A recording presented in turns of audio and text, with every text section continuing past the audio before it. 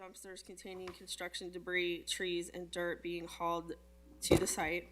All materials are dumped and sorted based on the nature of the load. All clean landfill, approximately 60 to 65% of material brought in, is used in the reclamation process on site to bring the open pit to its original grade. All other materials are recycled or disposed of in accordance with state and local laws. Any trees or wood products go through a wood chipper and are used on site or sold as landscaping material. Any dirt that is brought in goes through a shredding process to remove the rock and is then used on site or sold as landscaping material. Concrete recycling is not part of this operation. The recycling operation would be active during the day from 7:30 a.m. to 5 p.m. and not operational overnight. The applicant states the following in response to section 117904C, general standards to all conditional uses. The property operation and use will be constructed, maintained, and operated so as to be harmonious with the existing character and intended character of the vicinity and area. Such use will be consistent with the neighboring property and area. Such use will not be hazardous or disturbing to existing or future neighboring uses. The property will be adequately served by public facilities and services, such as police and fire protection, streets and highways, refuse disposal, and water, sewer, etc., or the applicant will be able to adequately provide such services if necessary. Such use will not create additional requirements at public cost for public facilities or services and will not be detrimental to the welfare of the community. Such use will not be detrimental to any person's property or the general welfare by reason of excessive production of traffic, noise, vibration, smoke, fumes, glare, or odors. Vehicular approaches to the property will be designated so as not to create an interference with traffic on surrounding public thoroughfares. Such use will not result in the destruction, loss, or damage of a natural, scenic, or historic feature of major importance. The property was specifically referred to in the comprehensive plan under the comprehensive plan goals and recommendations. The first one is land use recommendations. Maintain the gravel mine off West Road and Dry Fork Road as industrial commercial with fill and restoration and buffering to adjacent uses. This use falls in line with the recommendation of the comprehensive plan. The second one is economic development recommendations, which is to preserve the industrial corridor and available land which is zoned for industrial development. This use would promote business development in this industrial area. The summary and recommendation is that the application has been reviewed by the Harrison Building and Zoning Department staff and meets the goals and recommendations outlined in the city's comprehensive plan for the M1 zone and adheres to the general standards applicable to all conditional uses below. If Planning Commission approves this conditional use permit, including the conditions below, would be recommended as part of the approval. Recycling is allowed only for the duration of the reclamation process of the site. Once reclamation is complete, the recycling process ends. A proposed overall grading plan to be presented to the Harrison Building and Zoning Department as part of the rehabilitation plan outlined in section 114726 of the Harrison zoning regulations. And the applicant is here and he would like to say a few words.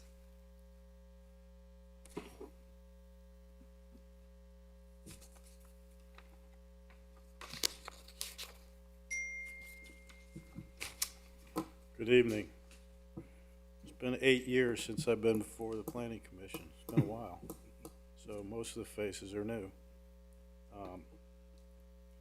8 years ago, I want to give you a little bit of history since some people were here after, we've purchased the land, and that might bring some light on what's happening there and what we're trying to accomplish. Back in 2016, we went under contract from American Aggregates, which was known as Martin Marietta. And it was a giant pit there since the early 40s, mid 50s. Would you do me a favor and speak more into the mic? I'm sorry.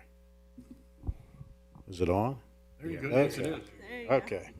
Not used to that. In 16, I went under contract to purchase the land from Martin Marietta, American Aggregate. And we were under contract for a year. I did a extensive amount of diligence and vetting through ODNR, which holds the mining permit for the property, was in Martin Marietta American Aggregates name. So reviewed that extensively because most of the extraction had been stopped. So the only part of the permit that was moving forward, although it was active and up to date, was the reclamation part. And the reclamation part is to restore the property back to its original grade, or if not, there are some conditions where you can slope and revegetate and so on. Also, as part of that diligence, I had an engineer go through and tell me how much dirt is required to bring this thing back to the farm field that it was back in the day before American Aggregate came along. And that number was just south of 10 million cubic yards. Put that in perspective, a tandem truckload of dirt is about approximately 10 yards, 9 to 10 yards. So that means 1 million truckloads of dirt to put it back the way it was from its existing farm field. So what we did is I came before the board, before I closed, I came before this commission and said, I'm under contract with Martin Marietta to purchase this land. It's a big piece. It's 200 acres, right? It's a crater. And I said, I'm going to split this property in half and sell it to Joey Madden, who was at I think the hearing last time around or whatever. And the reason that I started doing that and parsing off is because to put 1 million loads of dirt and restore it, not only would this commission change, but I'd be gone, maybe my kids would be gone, right? So it seemed to divide and conquer was the best approach because this land sits in the city, it's right at the exit of Dry Fork, and eventually somebody, may not even be me, that would develop this land out and make usable land for the city of Harrison. So that's where we were at. So currently I had the other half left. I sold a piece of property in the front up by storage. I sold 23 acres in the middle of the pit up against, what's the name of Joey's companies? I can't remember. Oakley Development. Yeah, whatever, the next piece over. And so I retained roughly 50 plus acres. Of that land that I have left, there's only 23 acres that's a hole still. 23. What I hold is 1/3 of the entire area that's down at that pit bottom floor. And probably, I'm gonna say 10% of it we filled in over the years to get entrance and whatnot. So as part of that filling process, right, one of the reasons that I went down that road, I've been developing in Hamilton County and actually the tri-state and mostly commercial contracting for almost 45 years. And in the last 15 to 20 years, there's been a pretty good substantial move towards the site development portion in which soil and water is more involved for erosion control, and there's a lot of oversight on materials that are brought in and brought out. So I see Mr. Nose is here, the neighbor.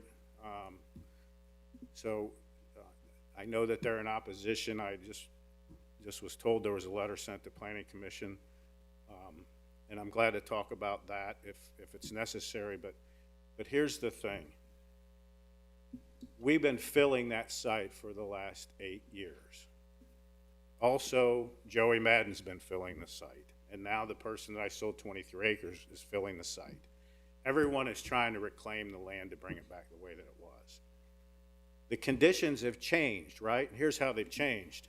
8 years ago, under a reclamation permit, we would take material that's in the bottom of the pit and gather it up and try and place it in ways that we could use it and or import material, which is what we did for the last 8 years. Here's the problem I see, which is why I'm here for this conditional use after Joey went for one last month.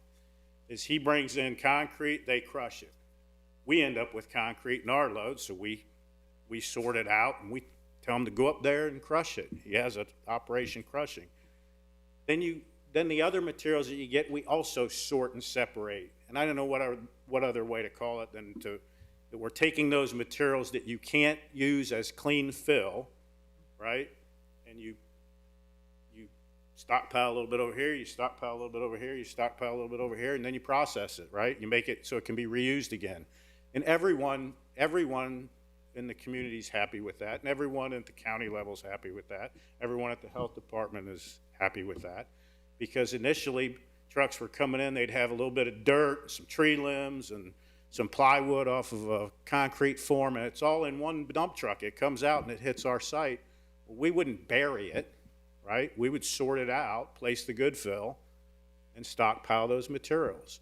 And so what everyone is trying to do these days is reuse it. Nothing wrong with that. I think it's a great idea. And so what we've done is try to maintain that balance with Hamilton County coming out periodically. The health department comes out periodically. They're through the site. And so we're trying harmoniously to do the right thing. Now, to take it back, why we're getting a conditional use today is because in part of this lawsuit that's happening, I see the attorney here for knows. I didn't get a chance to read the letter, but there's no way, there's no way to describe what we considered was the right direction. We had a permit. We purchased a property under a permit where the state of Ohio DNR was saying you got to reclaim the pit. Well, we knew that. We had a perfect marriage where everyone in the county wanted to bring their material there because in other areas of the county, just dumping wherever in somebody's backyard to fill an area, say at a bigger play area for the kids, that wasn't allowed anymore. If you got caught, it was a real problem. People would get fined or they'd have to go back out and dig it back out. So we had the perfect answer. It was the perfect answer for the mining company. It was the perfect answer for the people that wanted to dump, and it was the perfect answer to get the land up to be usable again for the city of Harrison. And that's, now we're just trying to say, okay, if we're gonna jumble words, whether we're under mining or not mining, we're under a mining permit to reclaim, and we're using sort of semantics about whether or not mining means extraction. Well, nobody's extracting, we're filling the pit. We're filling the hole. That's the goal. And spawning from that is we're separating stuff and then we're trying to find a use and a home for it. And that means, for us, it's all soft material. It's not concrete. Already got a guy that's crushing concrete up there on the front end of it. So we just take our stuff to them. Or we say, hey, we have concrete. And they come down and get it. They want it because they make gravel out of it. So that's what I'm here tonight. I hope you consider what we're doing. We're just trying to be in compliance, whatever that means. I'm confused. But I think that it means that we get this conditional use so that these people can continue to sort and then it can be reused or recycled or however you want to term that. I call it just sorting. It's a sorting operation. But that's every day when we're filling. If a giant boulder comes in, we pull that out. So, any questions? Just one quick question. I know one of the concerns, according to the letter, was dust and noise from the trucks coming in and out of the pit that's located close to the front property on West Road. Has there been any discussion about relocating that entrance? So the lawsuit has been for what, a year? Almost a year? I'm asking you. When did it file? When did you file? A year ago? Okay. So when that happened, I I instructed everyone to put orange barrels in at the West Road entrance and at the end of it, down at the bottom of the pit. I'm sorry, so you could hear me. With the date that they filed, I sent guys out. I put orange barrels in that entrance road and at the bottom, and told everyone, use the next entrance and exit up that's across from the airport strip, or use Pilot Road. Now, in the last year and a half, you know, people go around the barrels just like they do on a road, right? I'm not saying trucks, maybe trucks, I don't know. I just hold the land there. I'm in there periodically. I'm not really operating landholder, but I keep a pretty good look. But so since that time, we just shut that entrance down. Now, originally on the plan, that road has always been there. There's a gate there, the original gate. And so we were using that up until that point, and then we stopped using it until we get through this. And that road is probably, we've measured, it's like 85 feet from his side door to that road, the entrance road.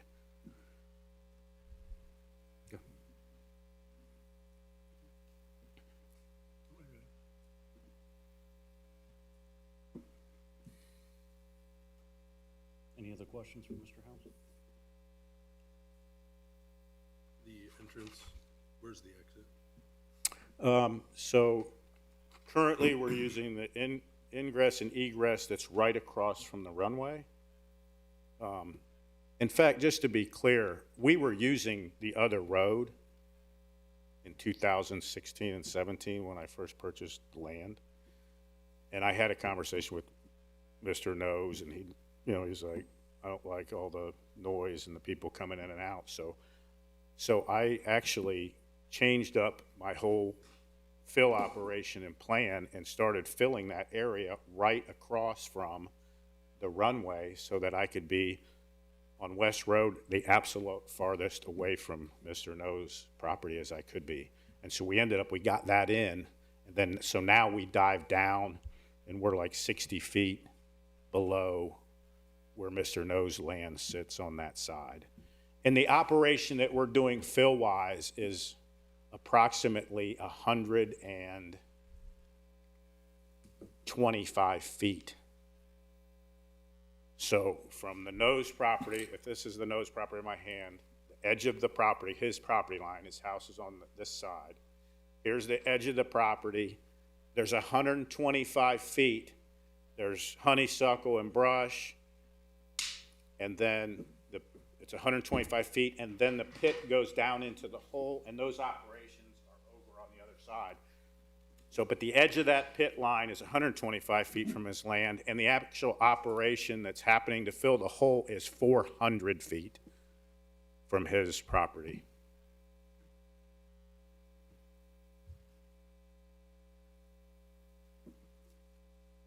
Any other questions? Thank you. Thank you. Thank you. 8 more years, maybe. 8 months, 8 weeks. Thanks for having me.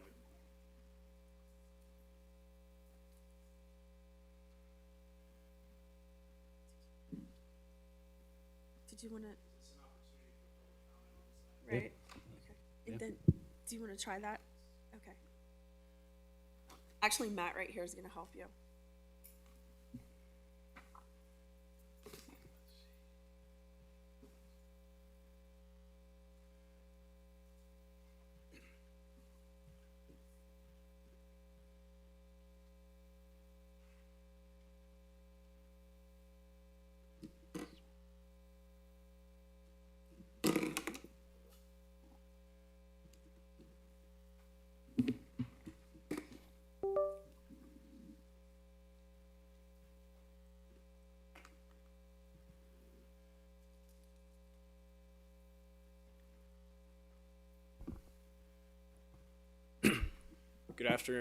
Good evening, honorable members of the Planning Commission. My name is J.P. Burley. I'm an attorney for Mr. Bradley and Mrs. Cheryl Nose, who live immediately adjacent to the subject property that's under consideration for a conditional use permit this evening.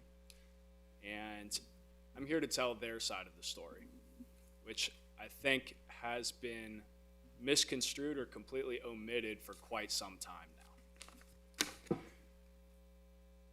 As you will hear this evening, much of what Mr. House said, with all due respect, is either inaccurate on its face or leaves out the greater picture of what's going on here. What you heard this evening was Mr. House's picture of how everything is permitted and going according to plan. But I would ask you to consider permitted by whom and according to whose plan. Because for 6 years now, Mr. House has been operating blatantly without any approval from the city of Harrison itself relative to his company's land use. He can point to a permit from the Ohio Department of Natural Resources. Maybe he could point to something from the Hamilton County Health Department. But as you know from reading your zoning code, no land use shall be permitted within the city of Harrison except in compliance with those regulations, and every land use requires a zoning certificate. To date, Mr. House still has not been able to produce a zoning certificate showing to anyone that what he is doing is actually legal under the city of Harrison zoning ordinance. We've asked for it in discovery in our lawsuit. He hasn't produced it. I would ask you to ask him this evening if he has one. I guess the answer is no. And the reason is simple.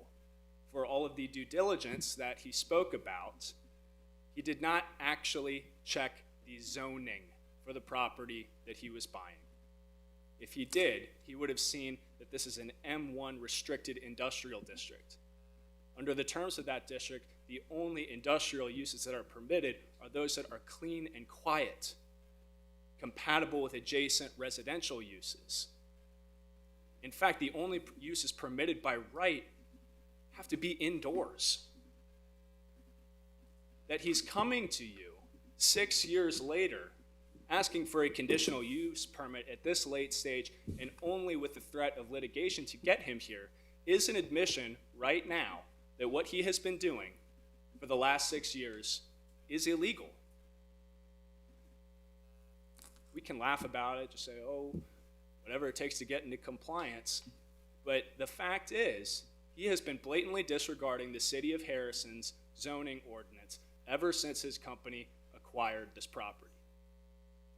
And that has had a severe adverse impact on the Nose family here, who has been living in a single family home directly adjacent to his property since the early 2000s. They were here first. They long predate what Mr. House has been doing here. And we are going to explain to you in detail with pictures and videos and the testimony of the Nose exactly what they're experiencing on a day-to-day basis because of this operation, this illegal land use that has blatantly been going on for the last 6 years. And by the way, I'm not sure where 8 years came from. The pit was acquired from Martin Marietta in 2018. So the references to 2016 and 2017, that's just not correct. What else is not correct? What you did not hear from Mr. House, which you will hear from the Nose in a few minutes, what you will see for yourself, is that this isn't just putting dirt down. This is a heavy industrial operation. There are trucks rumbling past their house at all hours of the day and the night, kicking up dust, emitting diesel fumes, making it so that they can't enjoy their yard, their garden, their pool area. They're essentially living in a construction zone. What you didn't hear was that there are actually dumpsters full of trash out on the property right now. What you didn't hear is that every time trucks come in and out of there, again, at all hours of the day and night, they're spewing dirt and mud all over the road, usually driving recklessly right next to a school. What you didn't hear is that in addition to just depositing dirt, there's all sorts of solid material and even liquid waste that has been disposed there. And we have pictures and videos to show you this evening. What has happened in reality here is that for whatever reason, the city of Harrison has turned a blind eye to the entire former gravel pit, completely hands off, no enforcement whatsoever. And the property owners, including Cincinnati-ish LLC, have taken this as a license to simply have a free-for-all. Whatever it can arguably be construed as reclaiming the mine goes. It's a free-for-all. You want to have third parties come in and dump whatever spare materials they need? Great. You want to store dumpsters full of trash? Great. No problem. There won't be any enforcement up until now. This is the very first time that one of the property owners is actually going through the process that he or she should. And as you may have read in our letter, even at this late stage, it's too little too late. Your zoning ordinance requires certain minimum information and materials to even be, for a conditional use to even be accepted for consideration. I'd respectfully submit to you this evening that you don't even have a complete application in front of you. The sparse information that Cincinnati-ish has submitted barely gives the general public, much less this planning commission, any specific idea of what is actually being proposed. Ms. Gry, we gave a very helpful description, but frankly, those details were not in the application. The proportion of materials that were being sorted, that is the fact that there's going to be shredding, that's not even in the application itself. I would invite you to look carefully at the application. The cursive is barely legible, for one thing.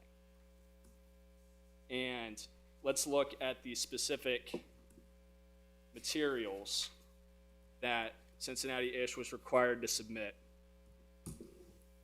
Section 1179.04B, contents of application for conditional use permit. Number 2, legal description and street address of the property. That's missing. Description of the existing use, mine reclamation. It's misleading and under-inclusive. As you will hear, there has been much more going on there than simply mine reclamation, and mine reclamation is not a land use in your code. Keep that in mind. Mine reclamation is not listed anywhere. Description of the proposed conditional use.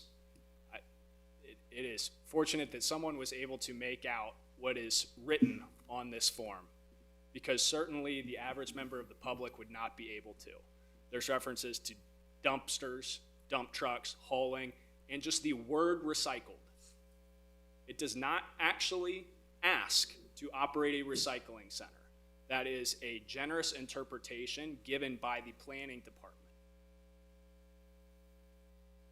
A plan of the proposed site for the conditional use, showing the location of all buildings, parking and loading area, traffic access and traffic circulation, open spaces, landscaping, refuse and service areas, utilities, signs, yards, and such other information as the Planning Commission may require. The applicant simply submitted a meets and bounds survey. Literally none of the details that are required in this material. Hold on one second, Mr. House. Hold on one second. Okay? Literally not one of the details requested in the site plan is present in the application. Finally, the applicant is required to submit a narrative statement evaluating the effects on adjoining property, the effect of such elements as noise, glare, odor, fumes, and vibration on adjoining property, a discussion of the general compatibility with adjacent and other properties in the district, and the relationship of the proposed use to the comprehensive plan. I would invite you to actually read the narrative statement that Cincinnati-ish has submitted in this matter. I mean this not as a joke. It could literally fit an ice cream parlor as much as it could a recycling center. There are no specifics in this narrative statement whatsoever that meaningfully analyze what is being requested and how it will affect nearby property owners. You will note on the application itself, although there's a line for adjacent properties, who was left off? The no's. As usual, they were left off. Left off the application form, left out of the narrative statement that clearly calls for evaluating the effects on adjoining property. This is a continuation of the same behavior, attempting to steamroll a neighboring single-family residence that has been there for 20 years, asking forgiveness, not permission. So, before we even get into the merits of this application, I just want to state on the record, this application is incomplete, and it would be reversible error for the Planning Commission to consider it at all. I would respectfully ask that you deny the application on the basis that it is incomplete. Sir, just in the essence of time, I need you to just pick it up a little bit. I understand we're not in trial or anything along those lines. I understand that you want to present all your information. We just want to be respectful of time and everything here. So I would ask that you pick it up a little bit. Mr. Chair, I'll do my best, but respectfully, the trial will happen either here or in the common pleas court. I understand that. If you limit our time, I understand what you're we saying. will have an opportunity to do this exact same thing in court. I understand, sir. So, Mr. Law Director, could we have a ruling on the issue of whether the application is complete, please? No, sir. Just preserving that argument for the record. If you proceed to the merits of this application, you need to look at whether this is even a conditional use that you can request. The Planning Department generously interpreted this application to be a request for a recycling center. Recycling center is a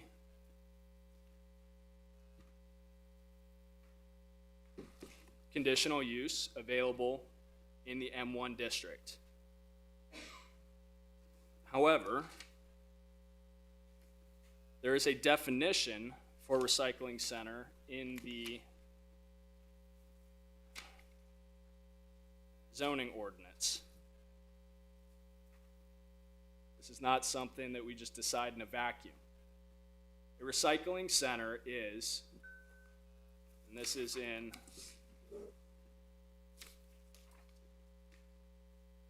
section 1135.01, 176, recycling center, a facility designed to be a collection point where only recyclable materials are sorted and or temporarily stored prior to delivery at a permanent disposal site. And it goes on to say that this cannot be an accessory use. Essentially, if it's a recycling center that's being proposed, the entire use must be for a recycling center. That is absolutely not what is being proposed here this evening. A facility connotates some sort of building, some sort of central operation. You go to Rumpke, that's a recycling center, right? What is being proposed here is more of the same. Free-for-all dumping with arguably a little bit of sorting. That's what you heard this evening. By Mr. House's by his own admission, this is not a collection point where only recyclable materials are sorted. This is much bigger than that term. The only use that's actually permitted in the zoning districts that this activity could arguably be classified as is a refuse disposal site. That's what's going on here. Disposal of refuse. Construction crews bringing in dump trucks full of concrete and trees and dirt. They are disposing of refuse. That's what this is. And that is permitted in one district only, the M2 Heavy Industrial District. To state the obvious, this property is not in the M2 Heavy Industrial District. And even in the M2 Heavy Industrial District, it would still require a conditional use permit. So, with all due respect to Cincinnati-ish, they are seeking the wrong approval at this time. If what they want to do is a refuse disposal site, and no other land use really describes what they're doing, they needed to seek a rezoning. A conditional use does not get them what they want because you cannot grant that in the M1 district. Again, the M1 district is for quiet, clean industrial uses that are compatible with immediately adjacent residential property. That is not what this is, and you're about to hear how this illegal operation has had a severe impact on the adjacent residential property. So I thank you in advance for your attention. And with that, I would call Mr. Bradley Knows to answer some questions and present some pictures to the Planning Commission.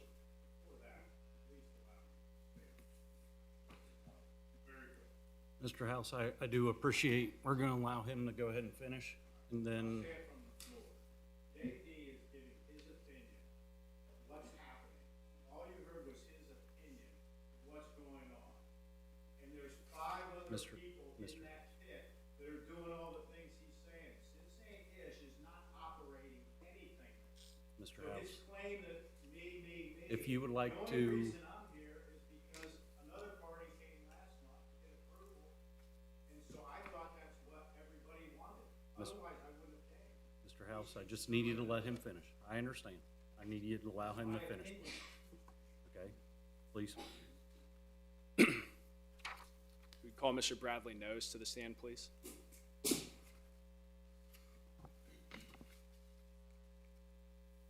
Mr. Law Director, would you care to swear in the witness? The mayor can. I'm I not really, still think I'm we're not in court. We're not in court. I'm not So, really a member here. We're I'm not part of the plan. if you'd like to swear in your own witness, feel free to swear in your own witness, but Mr. Knows, do you swear or affirm to tell the truth? Mr. Knows, could you state your name for the record, please, and where you live?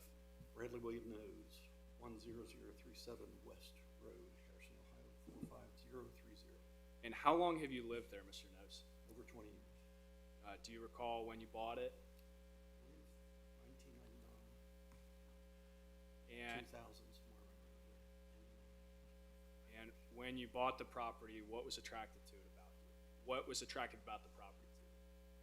Well, at the time, there's not only my own personal feelings about some of the historical buildings in our community and making sure that they survive and continue on beyond my lifetime. My parents were also active in restoring a lot of the old buildings downtown and being involved in the community and community projects and things. So, you know, I grew up on Dry Fork Road, and I passed that house on a regular basis. I went to school with a guy that lived there, and I also knew the family that was raised there.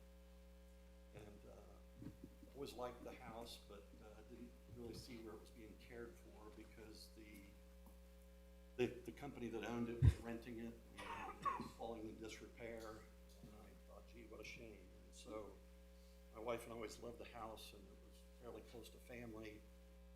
And so I started to inquire about it, and the American Aggregates said they were indeed they were going to be interested in selling it soon. And I asked them what the future of the pit was at that time, and they said, we've completed all mining operations at the pit, and we're winding things down. So I came to the city next, came before the Planning Commission and the City Council to verify what I was just told. The city verified that the pit operations were dormant. They currently didn't have any plans for the pit, but there'd been talk of maybe someday the pit being some kind of a walking trail or an amphitheater or possibly storage for Mafico. There was a lot of things being tossed around like that were very low impact on the neighbors. And we decided, you know what, we've got confirmation from a number of people, including the mayor and the zoning department, who are saying that, you know, this isn't gonna be a gravel pit anymore. Let's buy it. So we did, and we've been, over 20 years, we've been fixing the house up. And anyone who's ever purchased a home, or especially an old home, knows how difficult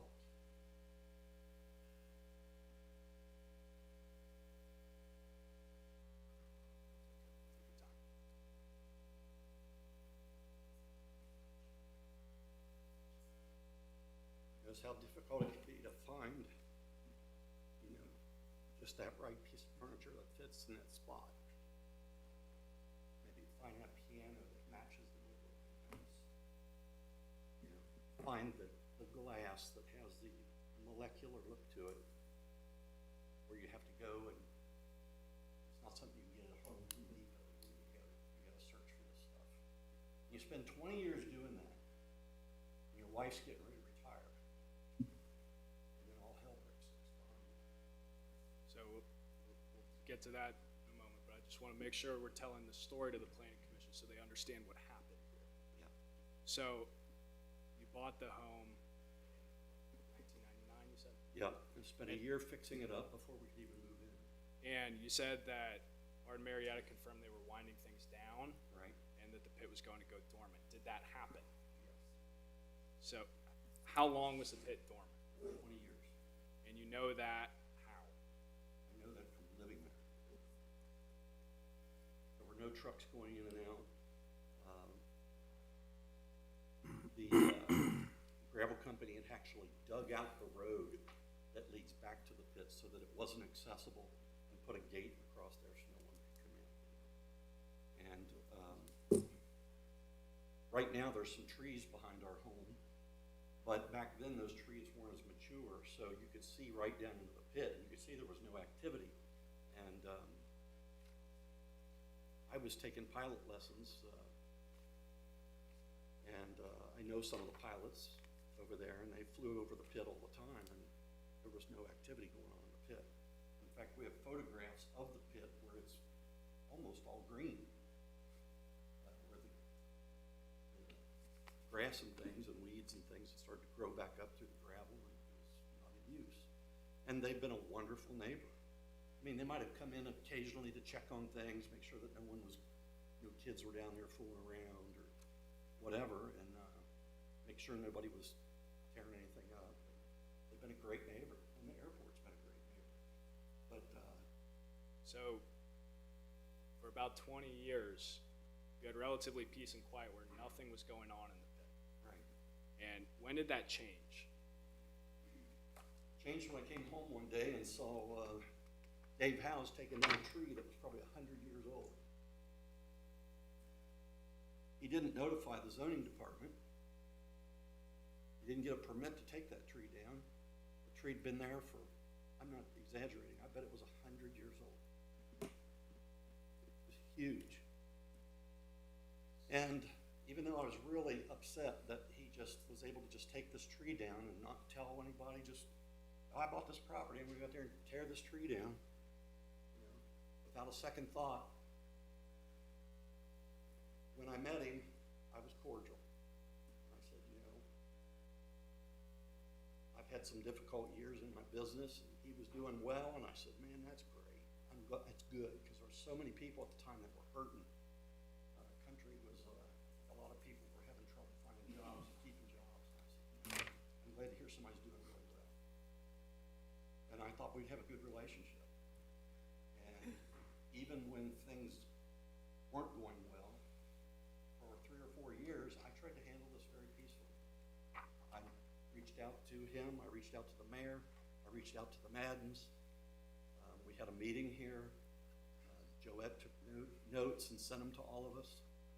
And We'll get to what you've tried to do, but let's just talk for a few minutes about what you've been subjected to since Cincinnati-ish bought this property.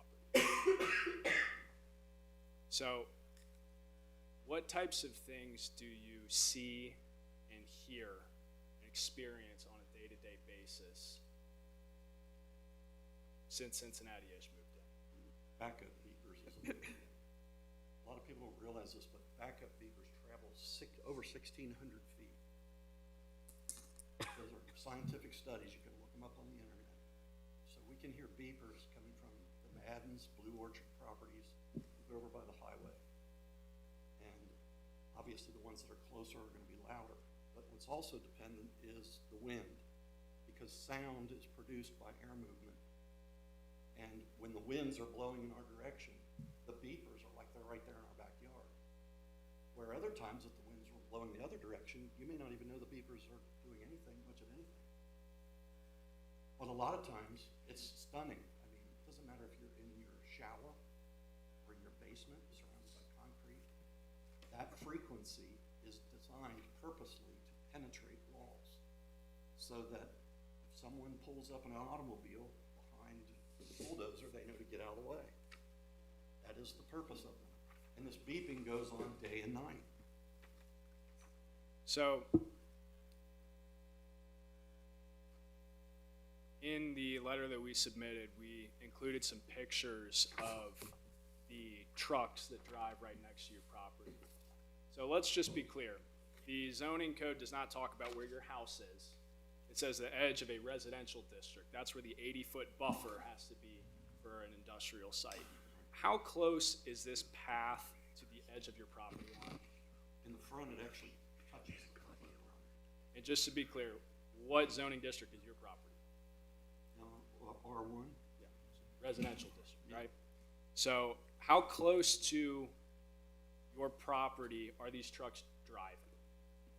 In the front of the property on West Road, they're actually sometimes driving on my driveway because of the way they cut in, or the way that they leave.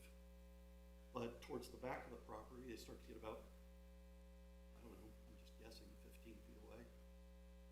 So let's make this visual for the planning commission here. Can you give some commentary on these pictures that I'm pulling up, please? What is this? So I was just standing in my driveway, and this is an example of how it's not just dump trucks going in and out. This was someone pulling a trailer. And anybody who's ever pulled an empty trailer knows how they bounce and they bang around. And if there's ramps on it, the ramps bang up and down and they make all kinds of noise. I mean, people go back there to work at 5:30, 6 o'clock in the morning and making all kinds of racket. You know, you finally get a day off work and you want to sleep in on a Saturday or something, you can't do it. What's this? That's the edge of my garage and that's the truck. There's the fence, that's my property line, and that's how close they are to my property. If you had to guess, how close to your property is that truck? Less than 5 feet.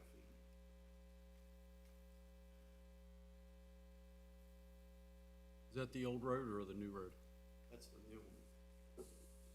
Now, I apologize, I don't know which one you're referring to when you say new. Mr. House, That's the existing old road right next to the property line. but that's the one that you're not traveling currently, correct? I don't even know if it's far, none of it would be, Okay. people speed in,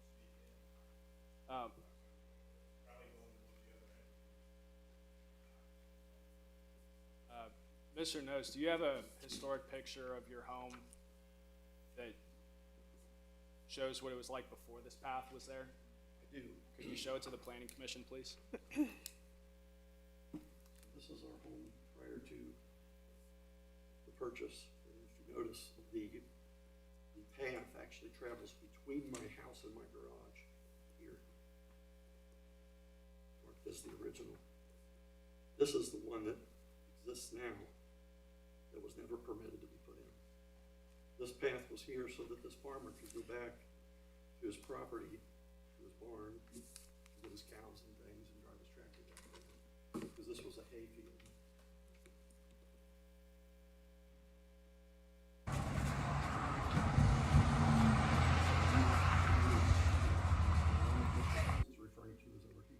Yeah, I was gonna say, I actually remember when it came through here, and then the move, so. When was that picture taken? Yeah, sure. So this, the original driveway went back between the house, this is the garage, this is the house. There, back to the barn. The new driveway goes here, or the existing one goes here, and then the new one that Mr. House put in is over here. Which comes around and winds over this way. Does an S shape.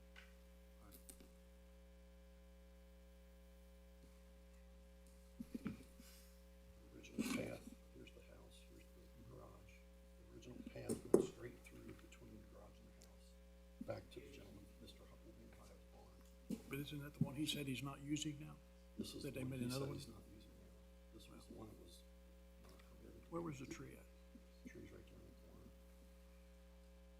And you realize they don't, if you own acreage in Harrison, you don't need a permit to take a tree down, It's over 4 inches in diameter.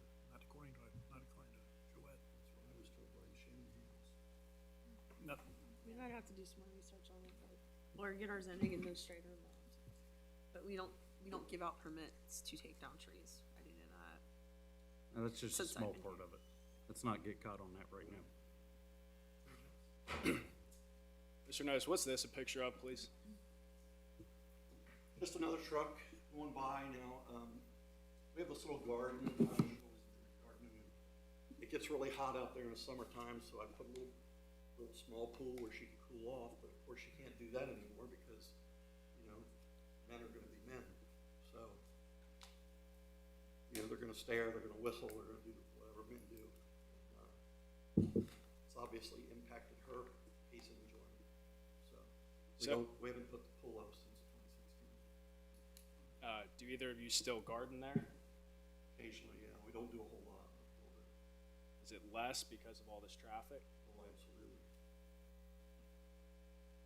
Anytime she's bending over out there and somebody drives by, it's a thing, you know? I'm not asking men to change, you know, I don't expect men are gonna be men, but there needs to be some kind of cooperation. There's a truck traveling by, you can see all the dust being kicked up. So we can't keep our windows, cars, or anything clean, our buildings clean. I mean, we wash our vehicle or windows in our home, and just within a few days, they're filthy again. So to be clear for the record, this is a video from your house looking towards the path, correct? Correct.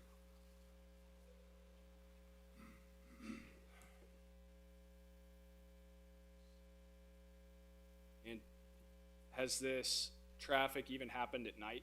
Oh, yeah.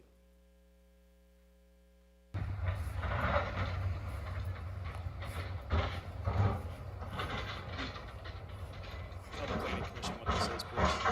Looking on the back of my property. They're down there operating after hours.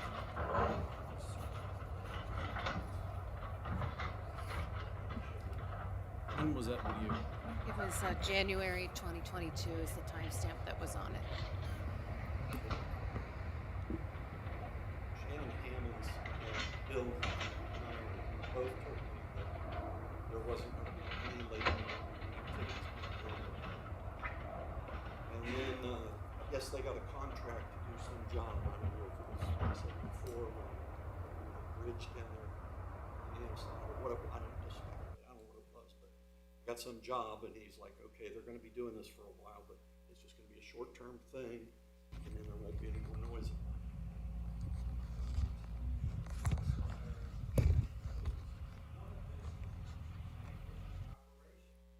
They're talking about stuff that Cincinnati Dish and Dave House aren't doing. All this stuff is somebody else, it's not Cincinnati Dish. Mr. They're House? just painting a picture that is Cincinnati Dish, it's not us. It's not us, period. I All those lights are across the pit. I understand what you're saying. I'll allow you a chance to rebut here shortly, well, whenever. And, then we'll go from The there. whole public thinks that I'm doing this stuff, I'm not doing it. I understand. I just don't blame you. I understand. Mr. Chair, we were very respectful and did not interrupt him. I would ask that we have the opportunity to present fully without further interruptions. Mr. Nose, what is this a video of, please? This is a truck on Mr. House's property, exiting the pit. So, I don't know if Mr. House allows other people to use his property, exit egress and all that. According to him, this isn't him, so I don't know what you're saying. As you know, we're involved in a lawsuit. For 3 or 4 years, we tried to work it out peacefully. All we asked for was a buffer and a ground property. We're asking for money, anything. We just wanted a peaceful coexistence. 3 or 4 years. And the attorney said, the suit went there. That's exactly right. They did this for the city of Harrison. I know that you all work here at the time, but they've allowed it to continue, and it's almost like some of it seems really purposeful. Recently, there was a ruling by a Judge Nestor that required them and required the city to abide by certain zoning laws, its own zoning laws, and you haven't done it. Mr. Nose, have you observed liquid waste being dumped on Cincinnati-ish's property? Yes, I have. What is this shown in this picture? That is one of those liquid tanker trucks heading back to the pit. Have you observed liquid tanker trucks coming in and out of this property more than once?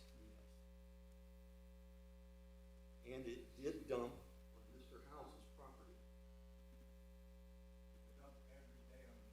Mr. Chair, please. So he can deny it all he wants, but he did. Now, this area here is, as far as I know, is not Mr. House's property, but he does have access to get in and out from this location. Well, let's stay focused on his property then. So this is a truck entering his property in front of my home. And what do you see on the back of the truck?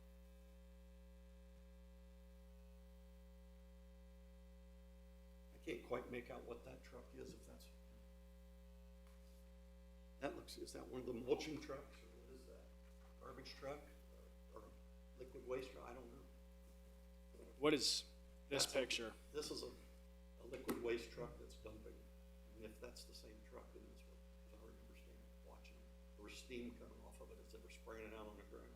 So did you take this picture? Yes.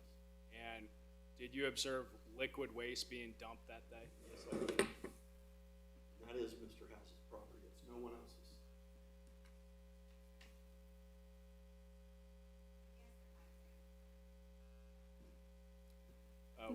That was February 2021.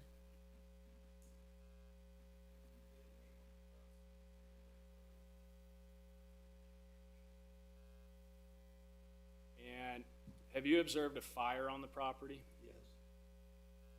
You recall when? More than at one point, they had a mulch fire, which they've admitted to. But one thing they didn't admit to is over the holidays, the fire they started, they couldn't get it put out. It burned for a long time. I'm guessing at least 2 weeks it burned. And how did that fire affect you and your wife? Well, the odor obviously comes, the smoke comes into your ventilation system and gets into your home. Luckily, the wind was mostly moving in a different direction and didn't impact us as much as it was capable of. But it did go over the school, that's for sure. That's, in fact, it was showing on the video right there, it's blowing into the school. What is this picture of, please? This looks like they're, if I remember right, this was where the mulching machine was being removed from the pit. And I don't know if you saw it, but that was something like a 24 or 26 wheel vehicle going through the school over 4 crosswalks at the high school. And what is this picture, please? That is also a mulching machine, and that is the area that was on fire. Is this on Cincinnati Ish's property? Yes, it is. And did you take this picture? I did. What kind of noise did that machine make? Obviously, it's quite noisy when it's grinding stumps and various other products, but not nearly as bad as the Madden's machine, which grinds concrete. Well, let's stay focused on Cincinnati Ish's property right now. Is this machine loud? It is very loud, especially because it's closer to the house. Actually, I do have a question for you. Yeah, You just mentioned Madden's machines are much louder, crushing concrete. Why were you not here the last time when Madden was applying for his permit? because we didn't know anything about it. He did not receive notice, and we are investigating legal remedies for that. We received notice of this hearing, and we're here to oppose it.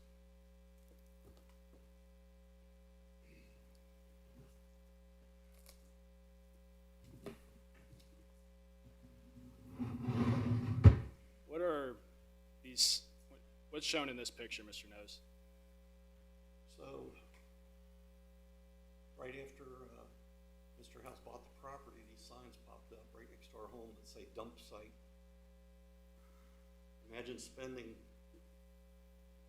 a sizable amount of money to fix up a beautiful home in your community, one that you get an award for fixing it up. And then the next thing you know, here comes a sign that says dump site. It wasn't just that Mr. Madden did it, but my own people that I care about who live in this community, who serve in this community, allowed it to happen. What's shown in this picture? In front of my home, the sign says dump site. So that's your, That that's is- your home in the background? Yeah, and that's where the tree is that he took down, and he claims he doesn't know where it was at.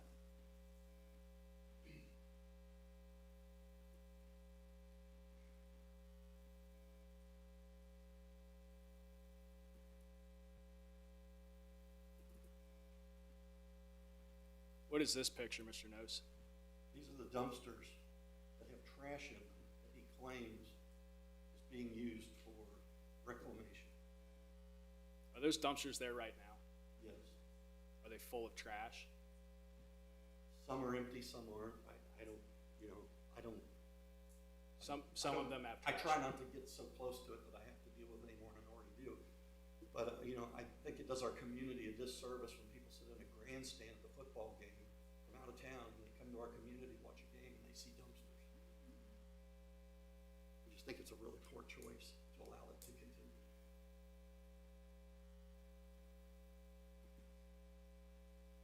That's the kind of heavy industrial equipment. And the reason this picture was taken was actually not because of the heavy industrial equipment, which is in violation of M1 zoning. It's because people just chuck out, you know, old grills or whatever, you know, it's okay, I'll just toss it over here by Brad's property. Is this what you'd expect when there's a sign that says dump site? Yeah.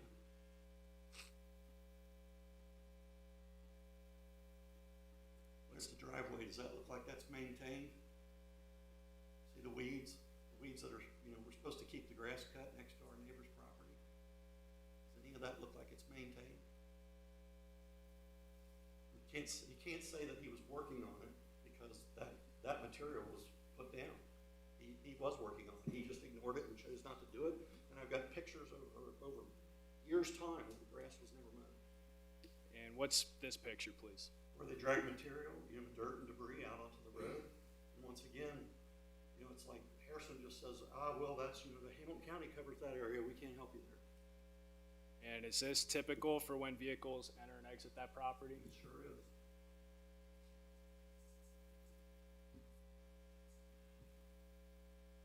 What's this? A toilet, Is that on Mr. House's property? yep, right next to my property. It's between the road going back into his property is between that toilet and my house.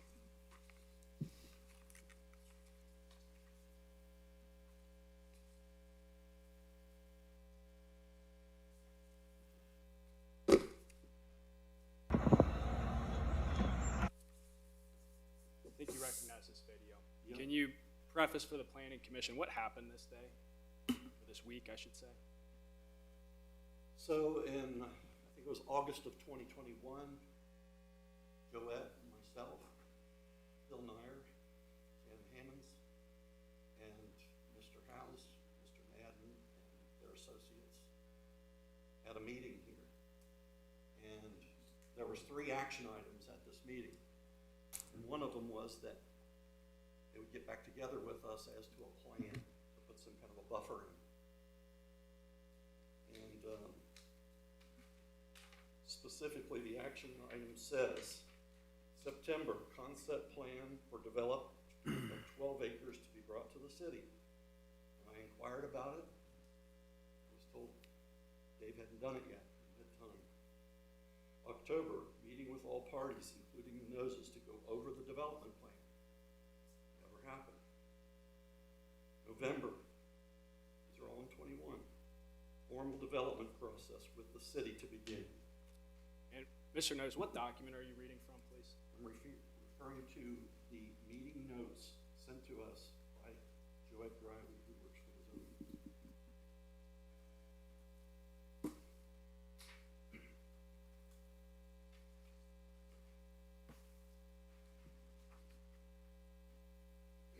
Thank you, sir.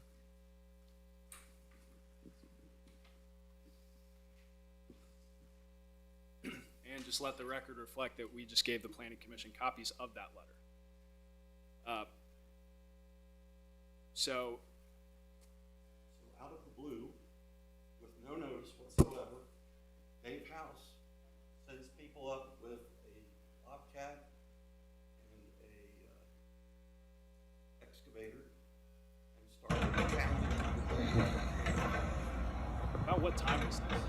I think it was, I think this one, should tell me.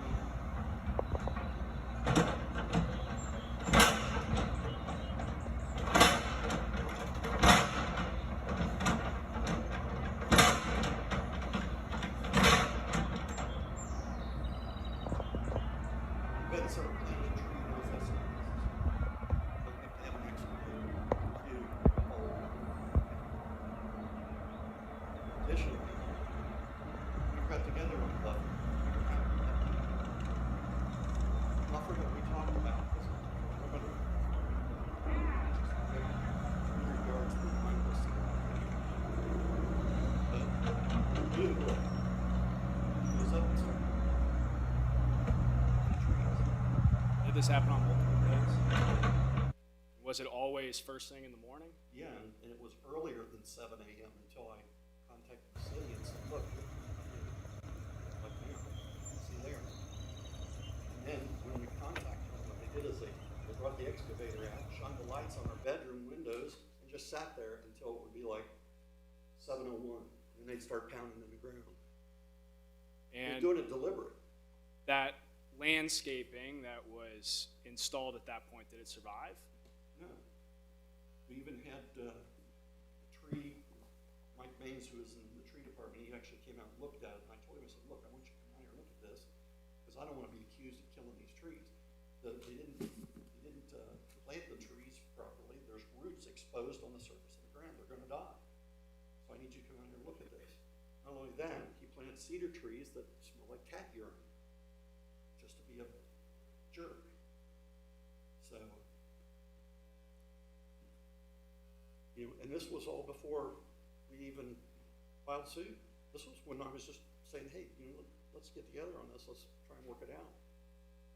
You know, want to be a good neighbor, let's coexist, let's figure this out. Well, that was what I get.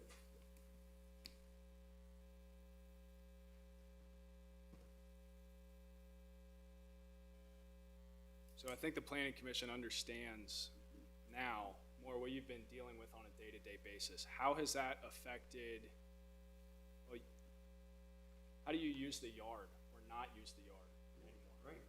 We don't use the yard as much as we used to because you never know who's gonna be out there, who's driving by, who's gonna be walking through your backyard. Your wife and your daughter maybe wanna spend an afternoon laying in the sun together and they can't do that, or they get out there and they gotta get up and go leave. It's just a hassle. But, you know, something I wanna bring up that this is very important and it's, whether it's this case or some other one, when you have multiple entities working in one area, they start blaming each other. Oh, that's not us, that's them. And that's what we've been dealing with. None of them want to take responsibility. None of them want any part of that. So they start blaming each other and say, well, that's not us. Just like he did a minute ago, and then I pointed to him, and I really showed you, that's your property, Dave. I'm sorry, but I'm done with him. I've given him every bit of kindness and tried to work with these guys, and they have lied to you guys repeatedly. And the fact that you allowed the Maddens to give them a tax abatement when they were going to do this project anyway. They were going to do it whether you gave them a tax abatement or not, and you gave them a break. They make 20 grand a day, and you gave them a tax abatement. And there's been a dozen other permits that you've given the Maddens. Have you ever declined them on anything? It's like you guys you just think everything's great. What you're supposed to be doing is protecting your community and protecting the citizens of your community and controlling growth, not just saying, bring it all. Thank you, Mr. Nose. Did you have anything else you wanted the Planning Commission to know? I just want the Planning Commission to be able to, actually reached out to the mayor over a month ago about this. I just want the Planning Commission to be able to see through what someone is putting on the application versus what it is they're really going to do. And that's not necessarily something that all people have the ability to foresee. I have an uncle who served on city council here many years ago. He was a doctor of veterinary medicine. He was brilliant. They wanted to put, at one time, they wanted to put an ice cream shop right down the street from my house. And I didn't think that was too bad an idea. I thought, man, that person's pretty smart. You know, they've got that community over there to, all those people would come over there to that ice cream shop on the West Road. That would be great. I wouldn't mind an ice cream shop next to my house. But then he said, here's the way you need to think about that. When you have an ice cream shop at your place, you're going to have kids from the school there late at night. They're going to be squealing tires, breaking glass, partying, playing music, and those neighbors are going to be pissed. They're going to have complaints after complaints. And there's no way that ice cream place is going to survive 12 months a year serving ice cream. So they're going to have to start selling packaged goods. And despite the fact that there's a garbage can right there, kids are going to drop it where they're standing. And then it's going to blow across the street into other people's yards, and then the city's going to be fielding complaints about it. And I thought my uncle made it a brilliant point. And I wish there was a way that I hope that I have conveyed it in an articulate manner the way my uncle conveyed it, who was brilliant and served in these seats. Because when someone comes to you and says, I want to put in an old-fashioned ice cream store on West Road or wherever, you need to be able to see beyond that. And I mean, no offense, because some of you are my friends, but you've got to be able to look further down the road. You can't just say, oh, it's going to be an old-fashioned ice cream place. That'll be great. Because that's what I did. And my uncle opened my mind to what things become and how people abuse their privileges. That's what's going on right here. They're asking for one thing, they're doing 10 or 15 other things, and then they're saying, oh, that's not me, it's the other guy. And whether you know it or not, you're complicit by allowing it to continue and even approving the Maddens to do this. And I'm not trying to be mean about it. And I'm not even saying you did it purposeful. But, you know, you probably didn't know, just like me, when I said, oh, an ice cream place would be great. But it's not great. The fact that that was a former mine or a former pit has no relevance to the fact that now it is M1 zone and it does not allow heavy industrial equipment. It doesn't have any relevance to the fact that people in my community who I cared about, people I voted for to be put in these seats, told me that that would never be a pit again. And now here we are, it's a pit again. It could have been a really cool amphitheater, like a river bend down there. It could have been a lot of things. It could have been attached to the Miami Whitewater Park in some way and had a beautiful walking trail. Instead, we've got total chaos, and they're doing it 24 hours a day, even though they say they're not. They're even doing it on holidays. So I hope that what I've shared doesn't come off as an insult, but rather a compassion for my own community and compassion for the fact that I know sometimes you have to make tough decisions. And unfortunately, our community, our politicians are no different than a lot of politicians. They don't want to let anybody down. They want to say yes to everything. And part of protecting your community is saying no. So thank you. Thank you, Mr. Nose. With that, we're gonna go ahead and wrap this up. This is a business meeting, so we need to keep moving along. So I do appreciate all the information that you've presented. Mr. And Chair, while I'm not the chairman, I'm just trying to keep things moving. we have not concluded with our presentation. We have more to present, and if you are looking to move the hearing along, I would respectfully ask for a continuance of this matter until a later date.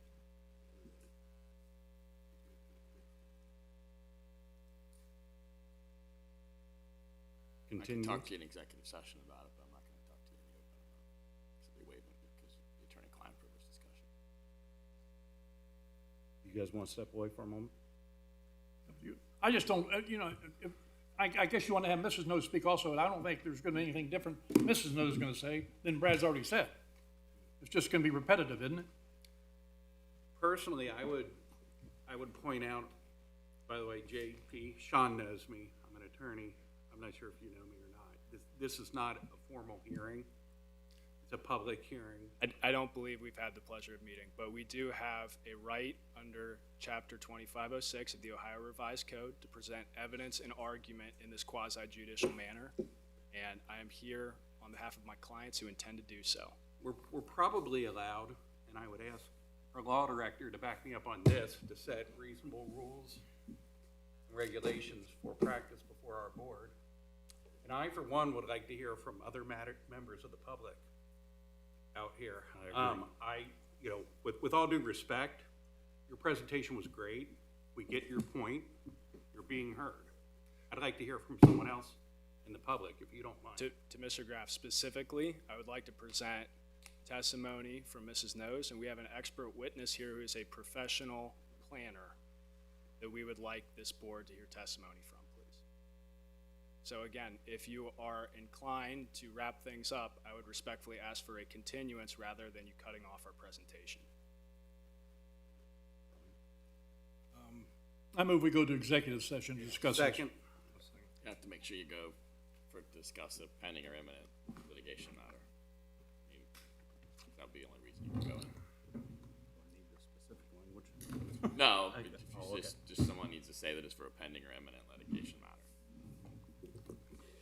We'll move to Pending or executive session. imminent litigation matter. Pending Yeah. litigation matter. So you move. I'm so moved. Second.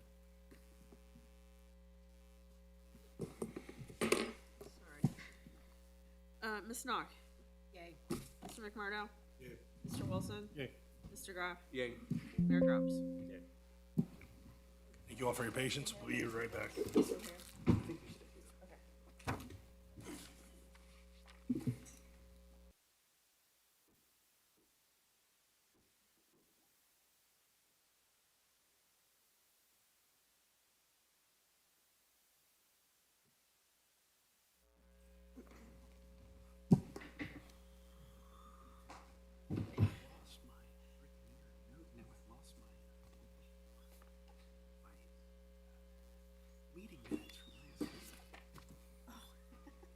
Did you leave him there? No, I hit it out here.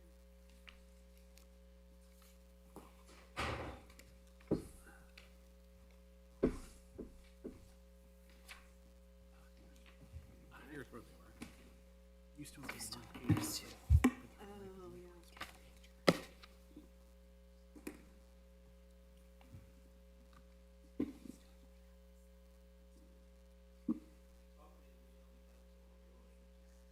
yeah. This is a better way to show me what I'm signing up.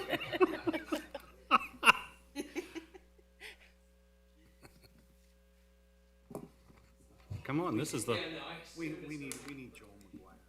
this is the fun stuff. Been over, an hour. I'm not doing this. We're done.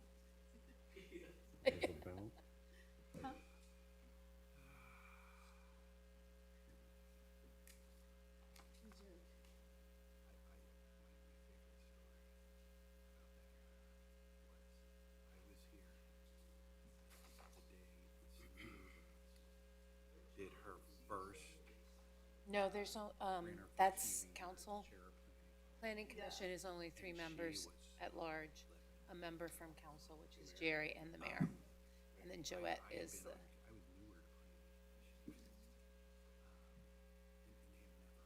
zoning is similar.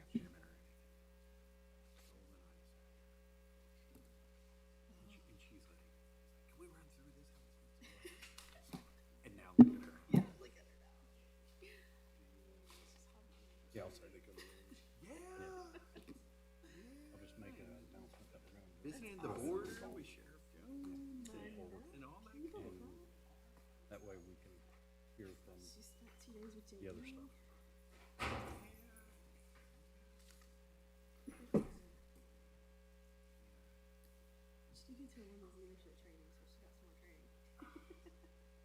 She needs women's leadership training. I can't even never hold her. The funny part is, she'll tell her stuff. Then Doug will check it. Yeah, out at the bar drinking beer. Yeah.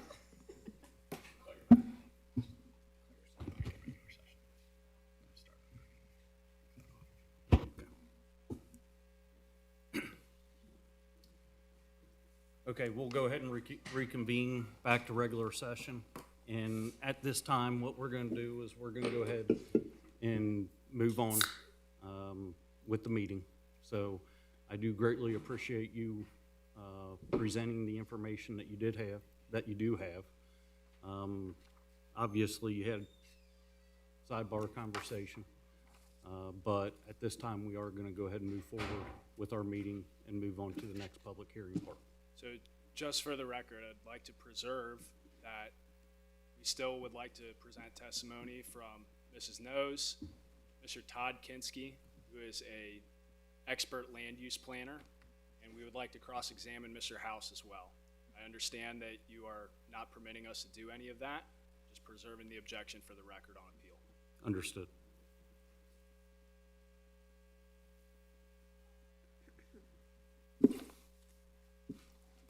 So we will move on. Thank you.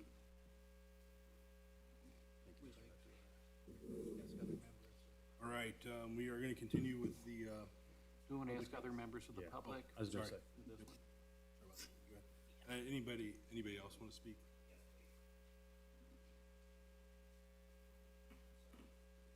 For the record, I'm Brian Hayter. I live at 514 Clayton Court in Hickory Flats, right behind this facility. Some of the things I noticed, I'm a firefighter, 29 years in the military, so I've seen a few things, smelled a few things, heard a few things. So I get off work, I do a lot of walking, especially in that area. And some of the things I've noticed is burn pits going on over in the FMF area, and it's not a normal burn pit.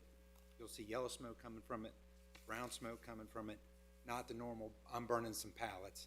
There's other petroleum products going on over there. Brought it to the fire department's attention, didn't call them, stopped over there because I know I don't like making runs from a citizen just saying, hey, there's smoke in the area. But the smoke was traveling in the direction of my kids' school. A lot of schools around here, all their kids go there. We got that campus that we built. So we just need to be cognizant of what's going on in the facilities over there. The second thing I wanted to talk about was the dumpsters in the area. I've been around burn pits. I've been downtown where Queen City Barrel was. I'm fully aware of what chemical smells are versus the smell of manure versus the smell of processing things. And there's definitely a scent down there that is not normal. I've been here for 14 and a half years. I know what's normal and that smell is new. Now, with that said, there's a whole stack of new dumpsters that are up there that weren't there before. And whether it's those dumpsters or it's the off-gassing or whatever they're dumping down there, we did see some vehicles, some vac trucks dumping stuff. My experience as a hazmat tech and as an individual who does stand by for confined space entry, those vehicles are used to suck out nasty stuff. So we have no idea what's being done there, what it's being used for, or anything like that.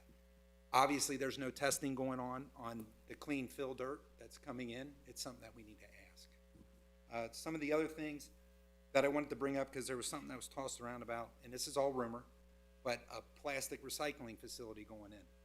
I have had the pleasure of seeing those come and go downtown as well. and the city is always stuck with cleaning up the bill. 10% can be recycled, the rest of it are in these big 6x6 cubes, and debris goes everywhere, the company goes under, and our tax dollars will fix it. So I'm just saying, be cognizant of that option if it comes along, because we got a new Rumpke facility going in over on Bond Road. So do not allow that around the airport with the FOD and the debris and everything that's going on with that. The other thing I want to talk about was the traffic route. That roundabout is a beautiful roundabout, but it's obviously not big enough for the traffic that's coming through. We have holes that are on the left and the right, and we just keep expanding it wider and wider. It's beautiful, great idea. Unfortunately, it's not being used for the use for it for bringing vehicles down to the new subdivisions that we've got going in, down in the other area, and then on top of that, this coming and going. I think we need to start planning properly. I'm working on it. No worries. Let's see, what else was there? There was something about a asphalt permit and using and tearing up asphalt. There's other chemicals that are in asphalt that aren't good for the environment. Our water supply is 75 feet deep from where we are. We have an aquifer, and God knows we've already had other issues with that aquifer in the past with companies that have gone, and it's a surplus site. So kids being that close, I just think that changing the zoning really needs to be, or even giving conditional use, really needs to be thought of, because our kids are right there.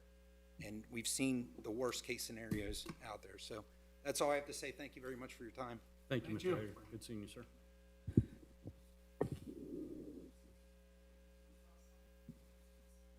How you doing, Mr. Kathman? How you doing? So my name is Greg Kathman. I live at 205 George Lewis Court in the Hickory Flat subdivision. I'm also a professional planner by trade. I work in other communities around Greater Cincinnati for 25 plus years. I just wanted to, just in general, I think it's your job as the City Council and Planning Commission to protect the health, safety, and general welfare of the community. I think these types of operations are not in accordance with those goals of the of city leadership. Just in, the other point I would make, I don't know all the backstory and all this. I've never met the Noes. I don't have any relationship with them, but I do walk through that area. I can confirm a lot of the things that they stated. There's mud, there's gravel on their streets constantly, a lot of heavy trucks coming in and out, a lot of high school traffic, new drivers in that area.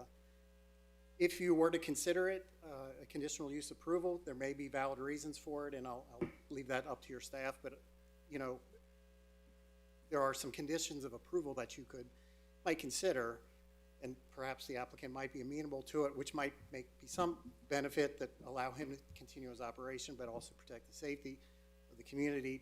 Perhaps closing the driveway, the curb cuts, the gravel drives on West Road, make traffic all go out on Pilot Road might be an option. Better screening up and down the area, and getting rid of the dumpsters. The dumpsters that is an eyesore for the entire community, not just for the Noes, but for everybody. When people come to visit the schools and residents in the area, businesses in the area, that's one of the first things they see is a stack of dumpsters. And from my experience on professional experience in other communities, once they start showing up and they get away with it, it tends to grow and grow and grow. You start with a couple dumpsters, then it gets to 10, then it gets to 20, and next thing you know, you got a serious problem. Last but not least, one of the applicant's things that he stated was, I don't know whose trucks these are, I don't know who that is. He's the property owner. Ultimately, it's his responsibility to monitor who goes in and out of that property, who's dumping. If he can't do that, if he's not there, he needs to hire somebody to check that and watch that. It's ultimately his responsibility as the property owner to maintain and monitor who's going in and out of that property. And if somebody dumps something on my property, if I'm a shopping center owner, that happens all the time, people dump couches and furniture or whatever, they're ultimately responsible for cleaning it up. If he has people dumping on his property that he doesn't want, ultimately he is responsible as a property owner. Thank you for your time. Thank you. Thank you, Mr. Kathman. Have a great evening.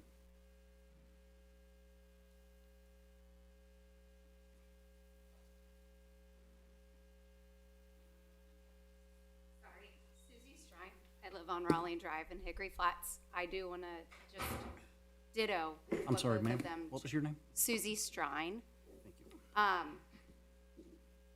I am a teacher. I'm not in this district, but I moved here. And I'm just saddened that you want to keep things going. And I know as they talked about the commission, the council, everybody's bringing great ideas to thrive down in Harrison. And people are coming. You can see all the developments coming, which kind of make me sad too, because I did like the farmland. I like that my kids could see livestock, but then could see other things, or go downtown Harrison where the streets are closed off and have a safe place to walk around for a holiday festival and enjoy family and local, just close-knit community in this world. But I really am sad by the smell. It is appalling. I take walks outside almost every day as a way to decompress from teaching and just being a busy mom and an active person. And to feel like I don't want to walk past a certain route, or to feel like I'm walking and I get a whiff of something. When we went to buy over 10 years ago, we purposely didn't buy from where I kind of grew up in White Oak and Colerain, because sadly Rumpke is there. I know we need to have Rumpkes out there. I know we need a place to put, all of the garbage that we create. However, I also chose not to go there because I do want my kids to grow healthy. I don't want them to get diseases or germs because of the community they live in, but sadly you just get it sometimes because life is life. But I don't want to put them in a situation where something could happen that I could have prevented. And so I have too many people I've met and love here. And to see those and to even see the dumping, I know off-camera conversations were happening. I took some notes. So it is alarming when there's 5 companies, people are all doing things in an area that we don't know what is happening. And to say this is not my truck, well, it's there. So we've got to figure out who's coming into Harrison and what they're doing in our home, because I don't want garbage, septic, I don't want anything that shouldn't be there to be coming there. Again, I am an educator. I don't know about all of politics or anything, but I'm a human. I have feelings. I have opinions. I want to live a healthy life. And right now, I'm very concerned about what's going on and the fact that there's property that we all don't know what's going on, but it's affecting us. And if this is the little bit of an odor we smell, what else is going on in the soil that's transpiring that we don't know yet and that we will come across? When he was saying that one guy was mixing something black stuff to help with the topsoil, what is the black stuff? Who was it? What is that? And if that's part of the smell, we need to maybe reach out to these other companies that share this big area and see what everyone is doing. And I know I was alarmed that there was another meeting that people got left out of. That seems like maybe they were part of a possible issue too. I don't know, but we might need to pull that back in and see what was going on in that other issue as to were they taking part in any of the dumpings or the smells that we're smelling. He did say off that, hey, we could move the dumpsters out of sight. No, that makes me even more worried, because then what other dumpsters are gonna go deep down that I can't go unless I get on an airplane and fly over Harrison and see it myself? Because that to me is just like saying, okay, those are a problem, let me get those out of the way. Well, now you're gonna hide them. There could be more, and then what is in them? And so to me, that brings the part of, I'm not trusting right now. I don't trust what's being said, because now we're saying we might hide something. That's alarming to say, I'll just get rid of those and put them lower. That's not getting rid of a problem. That might be making a larger problem. So just to share that knowledge so that everyone is in the know. If they're gone, where do they go? So just keep your eyes open, because if they're not on the top of the street, can someone get in a plane and fly over, make sure they're not on property that isn't visible to those walking by or driving by in a vehicle. So I'm on the record saying that. I don't like being a bad guy. I'm just looking at my others. When we talk about a gate system, if people are saying they don't know who's on the property, if this is used by multiple companies, shouldn't we have an entrance ramp? Something, I'm a teacher. I have a finger code to get in. I know we couldn't give every driver of a truck a finger code, but is there some type of slide card? Is there something that would allow the timing so you would see when they entered, when they exited, which company they were with? Some type of monitoring system that those 5 companies could figure it out. Again, I'm bringing it up to you guys, hoping that you're the leaders, because I'm not like that, but I'm just hoping, giving you guys some questions to think about, right? Playing the devil's advocate. I always like to see everything half full, but life is not always that way, so you do gotta look at it the other way. So, I'm a concerned citizen, and I don't want to be. I want to be a happy citizen, and I want my fellow neighbors, and especially even all the kids in those new schools, and there's more kids coming. That's another issue, but we're putting this right by our youth, and they're our future. So let's take care of them, and thank you for your time. I appreciate it. Thank you, ma'am. Anyone else?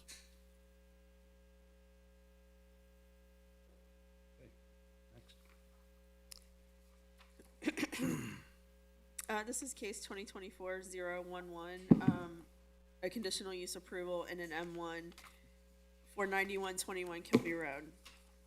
The intent is the applicant is requesting a conditional use approval to build a new construction equipment rental facility at the subject property. The proposed new facility would include a large storage yard in the rear for storing equipment that is being rented or sold. The application must be reviewed and approved by Planning Commission per section 114307C8 of the Harrison zoning regulation, which lists machinery and heavy equipment rental and sales as a conditional use. Description of the project: the proposed site would be home to H&E Equipment, which is seeking to construct a new construction equipment rental facility at a partially developed site located at 9121 Kilby Road.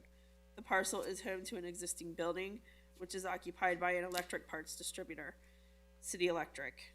The existing business would remain, and the existing driveway access point to Kilby Road would be utilized by H&E Equipment as well. As shown in the site plan, the new H&E building would be located on Kilby Road with customer parking located in the front of the proposed structure. All equipment storage and movement of the equipment will be restricted to a rear yard, which will be enclosed by a security fence. The applicant has shown barbed wire fence on the site plan for added security. Barbed wire fences are not permitted by the Harrison zoning regulations. A request for a variance will need to be filed with the Board of Zoning Appeals for this request to be considered. While the majority of the equipment yard will be paved, a smaller portion of the storage lot will have a gravel surface to accommodate tracked equipment, which would otherwise damage a paved surface. Gravel parking areas are not permitted, excuse me, by the Harrison zoning regulations. A request for a variance will need to be filed with the Board of Zoning Appeals for this request to be considered. Shade trees will be placed between the new building and Kilby Road where permitted by existing utilities. The land use compatibility is this property was approved by Harrison Planning Commission on April 9th, 2024 for a zone change from a B zone to an M1 zone to build 3 steel metal buildings, thereby creating a wide variety of tenants in this manufacturing area. The new proposed use is still located within a manufacturing zoning district and is surrounded by other businesses in a manufacturing M1 or business zoning district. The site backs up to an existing industrial park located along May Drive to the south and west. The proposed use, although altered from the 3 buildings to 1 building, is compatible with the existing adjacent non-residential uses and does not border any residential uses. The impact on the adjacent property: the applicant states that the proposed use will enhance the tax base of this area by adding a nationally operated commercial business which supports contractors, builders, landscaping companies, etc. The proposed H&E facility will be established to rent construction equipment to clients. Thus, this site would not contain the noise or dust byproducts that one associates with some heavy manufacturing facilities. Any lighting installed within the storage yard would be strictly for security purposes. It would adhere to all applicable lighting standards to limit light exposure on adjoining properties. There are pictures of some existing locations of this equipment and how it's being stored. The comprehensive plan goals and recommendations. Economic development recommendations are to preserve the industrial corridor and available land which is zoned for industrial development. This would promote business development in this industrial area. The application has been reviewed by the Harrison Building and Zoning Department staff.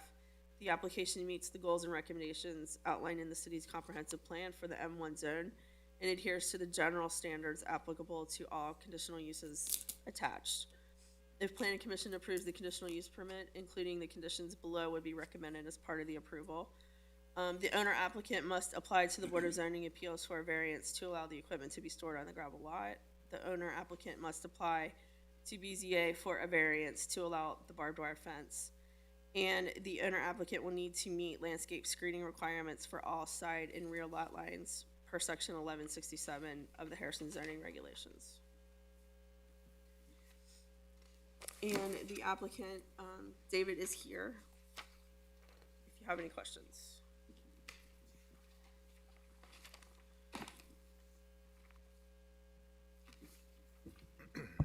Thank you, Joette. Good evening. My name is David Bergmark. I'm a senior planner with McAdams, a civil engineering and land planning firm that was brought in by H&E Equipment. Also, in case we have questions, we also have Mr. Greg Hanghold with Myron Bowling, who's been involved with the property owner in terms of rezoning the property and looking at the development permits for the site. So I want to thank Joette for giving that summary. I think she covered most of the basis, and I promised to be brief in my comments. She also printed out a large format site plan if needed. So I know you have a copy in yours as well, but if needed, we can have somebody hold that up and we can talk about the site in more detail. So as Joette stated, H&E Equipment, they're looking to build a new construction equipment rental facility at the site on Kilby Road. And H&E Equipment, to give you a little bit of background, they're one of the nation's largest heavy equipment, construction equipment rental companies with over 160 locations throughout the nation. I think Columbus, Ohio, I believe is the only Ohio location currently, but they're a well-established, reputable company in this industry. Joette gave you kind of a good summary. I just wanted to say that in addition to the storage and the outdoor storage component that's really causing this to come before you as a conditional use permit, there would be a new proposed warehousing building with some small office space as well as a small wash bay building on the site. That existing business would of course still stay, and on site would and their parking and driveway access would be kind of shared with H&E if these approvals go through. The existing zoning is already supportive in terms of the M1 zoning for these lighter industrial uses. The equipment on site is being stored here in order for people to come and rent or lease it out, but it's not being operated on site. There would be, as they're returned, they'll just make sure that, you know, if it's a knuckle boom truck or whatever, they'll operate it just enough to make sure that it's still operating properly, that, you know, lift an arm up and make sure that it's functioning as it should be functioning. But otherwise, these larger pieces of equipment are not operating on this site. They're being stored here for someone to come, rent, use elsewhere, and bring back. This site notably is not adjacent to any residential uses or residential zoning. We're next to M1 and business zoning districts, so that I think is a big boon. The storage area is deliberately located on the rear of the site where it backs up to an existing industrial park off of May Drive. And also I wanted to note, and this wasn't in the application material, that that rear part of the site or western portion of the site is also the lowest elevation site. There's about a 10-foot drop on the backside of that property. So in terms of what you would be seeing from Kilby Road, you have that additional benefit of it being dropped about 10 feet down. So in my opinion, and I have over 15 years of experience, I'm an AICP certified planner with both public and private experience. I think that the staff's analysis of this is correct, that this is a compatible use given the adjoining uses, the adjoining zoning districts, the proposed use of the site, and I don't think this would have any negative impact. I think the combination of bringing in a reputable company that would help create direct tax base just through the improvements on site, as well as the indirect benefits of helping support existing businesses that are in the construction industry, and to a certain degree helping even attract additional businesses that would benefit from this kind of construction supporting industry would be a benefit to Harrison, Ohio, and I hope you all agree. So we would just humbly ask that you consider and approve this requested conditional use permit to allow this use on site, and I'm available to answer any questions that you may have. What would be the hours of operation? Typical hours of operation would be pretty standard in terms of 8 to 5. I will say that sometimes there is an emergency call. If you had a road that washes out and you need a piece of equipment, I don't want to say there's never a case where somebody might come by and try to get a piece of equipment outside of those hours, but typically standard business hours.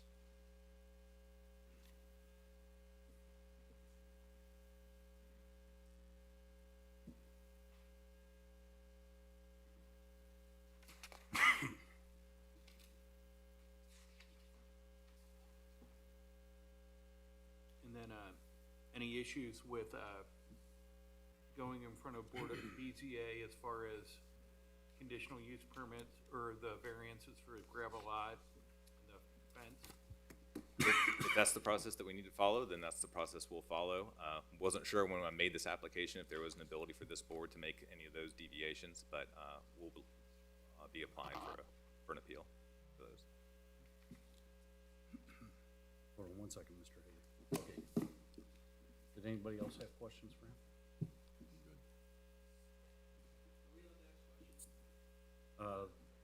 Just one second. I'm gonna have Mr. Hager come up. Are you done presenting? Yes, I don't have any more unless there's questions directed my way. No, we're good. Thank you. Mr. Hager? Regarding the wash rack area, is there a water separator between the oil? So as you're cleaning off the construction machines, you aren't running all that water right into our sewer systems? Or is there gonna be a water, oil separator or, I wanna call it a basin to collect that construction grease and everything that's coming off of it as you're hot washing the equipment? That was my only question. Good question. That is a great And there better question be. that I don't have a real answer to, other than we will adhere to any applicable regulations that might deal with exactly the question that was posed, and I'd be happy to take that question and direct it back. I mean, this is really about establishing the use. There's subsequent plan steps and site development steps that would follow, and so those types of details. All right, I knew I had him here for a reason. If you just state your name, that'd be great. Greg Hanghold. I'm one of the owners of the property. Yes, it calls for a separate unit that actually collects and separates the oil. It processes it, stores it on site there. I don't think anything but clean water gets released to the sewer, but there's a whole specification for it's a separate unit, an expensive unit, so it collects the water, pumps it into this, separates the oil, and takes care of it, so, yeah. I was gonna say, my wastewater guys will, find out real quick. Yeah. And I'll be visiting you if you don't. Yep. So, Thank you, Greg. good question. Sir? Maybe silly. So your original design concept, you just brought up that you're going to plant trees, but your wording at the end of that was that where they can applicably be put that doesn't affect existing utility lines. Has that been determined already? Otherwise, you can go there and say, sorry, there's a utility line, we can't plant trees to begin with. That was my question. Like, if you already know where you can plant them, or if you're judging that you could do it if you can. And your name was? Edward, last name's Witt.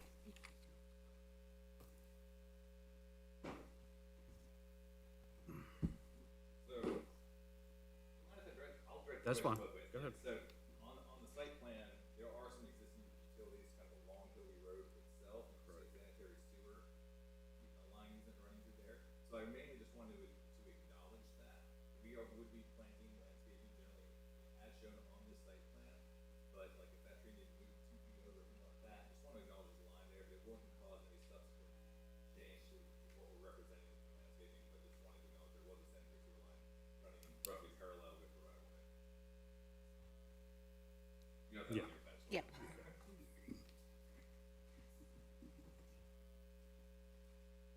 Any other questions? Okay, thank you, sir. Ready to move on? Next. Next, we have a proposed zoning map amendment, and all proposed zoning map amendments are reviewed by Planning Commission with a recommendation to City Council for approval. We have two zoning amendments. The first one is on Thomas Lane, and this is the background. The zoning map above from 1989, which I have, but it's not set up, shows lot 307, 311, 313, and 321 on Thomas Lane with an M1 zoning designation. Lots 307 and 311 Thomas Lane were vacant, and lot 323 Thomas Lane was included in the R3 zoning designation at that time. In June of 2002, a motion was brought before Planning Commission to change the zoning on lots 307 and 311 for homes to be built on those lots. At this time, it was questioned why all of the lots were not being changed to the R3 designation. Planning Commission stated at the direction of the law director, only the vacant lots would be acted upon at that time. The documents depicting the mapped lots with the ordinance were not found during the research of this zone change. Lots 307 and 311 were approved by Planning Commission and City Council in 2002 for the zone change from M1 to R3. The Harrison zoning regulations and 2 zoning map amendments have been completed since 2001. Both have indicated the lots on Thomas Lane as M1 as noted above. Thomas Lane was also, I can change that. Do you want me to, you got it? Go one more. Thomas Lane was also not labeled correctly on this version of the map. As you can see, Thomas Lane is actually where Sycamore Street is, and Thomas Lane is not labeled at all. There's little blue arrows you can see there. The street labeled Thomas Lane is actually Sycamore Street. The reason is unknown why the map indicates these changes incorrectly. There were several areas around Harrison that underwent zoning map amendments by the city in 2001. Fast forward to January 2023, there were several zoning map updates that were approved by Planning Commission and City Council that are reflected on the current official zoning map of the city of Harrison. Although the mislabeling of Thomas Lane was caught and corrected, it was recently brought to the attention of the Building and Zoning Department that the houses on Thomas Lane are still reflected as an M1 designation. It also seems that lot 307 is split between the majority being an R4 zone and a small part being an M1 zone. In order to maintain the integrity of the current use of the homes on Thomas Lane, which is residential, it is the city's intent to make lots 323, 321, 313, and 311 an R3 zone. In order to make lot 307 whole, it is also the intent of the city to make the entire lot an R4 zone. Any existing commercial businesses would become existing non-conforming and be able to continue to operate. So that is the history and the intent on Thomas Lane. We also have a change on State Street. The downtown redevelopment district was expanded in 2019. The existing B4 on the map. There you go. The existing B4 designation on the map was changed to reflect the DRD designation. At the time, there were buildings located at 320 South State Street, which have since been torn down to make a parking lot for the manufacturing facility at 320 State Street, as depicted on the map. The yellow area is actually part of the M1 parcel and should reflect the same zoning as the rest of the parcel. Actually, on this map. So the yellow is actually part of the blue at the top. But when it was changed, it was a B4 zone. The business on the corner at 300 State Street is the former location of State and Dare Auto Care and has always been an automobile use. The 2 parcels on Dare Avenue, also depicted as being in the DRD zone, are small shipping businesses. The changing of this designation in 2019 to DRD on the map was done in error. The DRD should have stopped at Dare Avenue. Any future M1 use in these areas would not be allowed if it remains designated as DRD, and the existing businesses in this area are industrial uses. In order to make this area cohesive as an M1 zone, it is the city's intent to change the lots labeled as DRD in yellow to an M1 designation. North of Dare. North of Dare, yes. These zone changes have been reviewed and researched by the Harrison Building and Zoning Department and would recommend the changes as described in this report.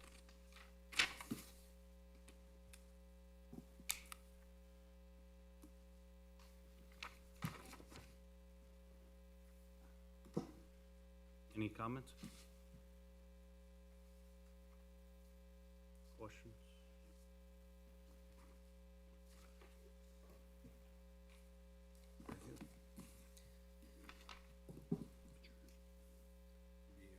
That'll conclude the public hearing, as long as nobody else has any questions. And we will go right into the regular scheduled planning commission meeting for November 12th. So So if you'd all rise for the Pledge of Allegiance. Pledge allegiance to the flag of the United States of America and to the republic for which it stands, one nation under God, indivisible, with liberty and justice for all.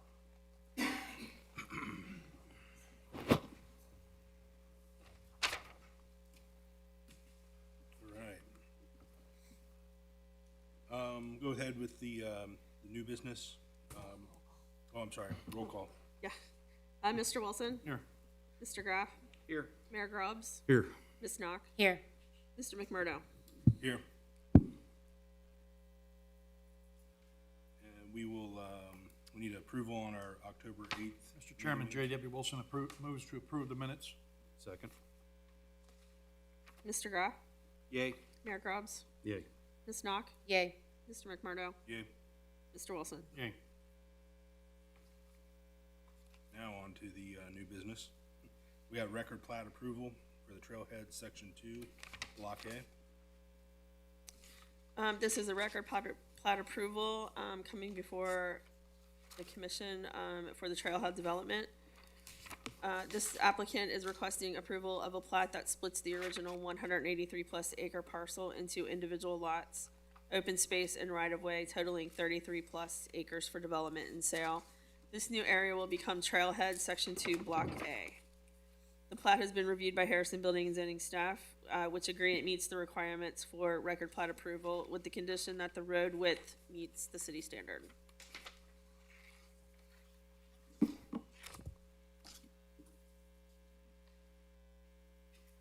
Any questions? Well, I'm confused as to the condition here. Does the plat meet city standards? Well, in the final inspection, we've done this on the last few plats that we've approved, just that the condition when the final inspection is done on the roads, that they meet the city standard. Oh, prior to acceptance. Yes, then. prior to Got it. acceptance, yep. Is installed. Okay. Yep, yep. But the right of way is fine. Yes, Got it. yes. The right-of-way was checked. or Awesome. Reviewed, yep. I'll make a motion to approve. Second. Ms. Knock? Yay. Mr. McMurdo? Yay. Mr. Wilson? Yay. Mr. Graff? Yay. Mayor Grubbs? Yay. Motion approved. Record plat approval for Trailhead Section 1, Block B. This is also coming before the board because all proposed parcel splits are approved by planning commission. This is a plat approval, but it's also a, partial split. The applicant is requesting approval to split Lot 2 and Lot 33 in Section 1, Block B of the Trailhead development to be able to sell each individual unit of a 2-unit dwelling. The new division line will be established within the common wall of the unit and has been field located to verify its location. Upon approval, the record plat will be recorded at the Hamilton County Recorder's Office per typical subdivision procedure, and deeds will be recorded to transfer the lots as sold. The application has been reviewed and approved by the Harrison Zoning Department and the City of Harrison Engineer with no conditions were recommended. Wilson moves to approve. I'll second.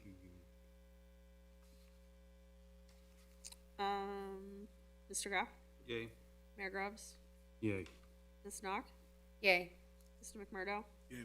Mr. Wilson? Yay. Motion approved.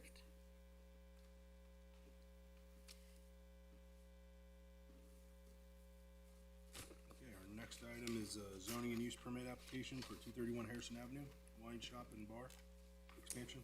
Yes, this is coming before the board, or before the commission, because all zoning and use approval applications in the downtown redevelopment district are approved by planning commission per section 1143-06B of the zoning regulations.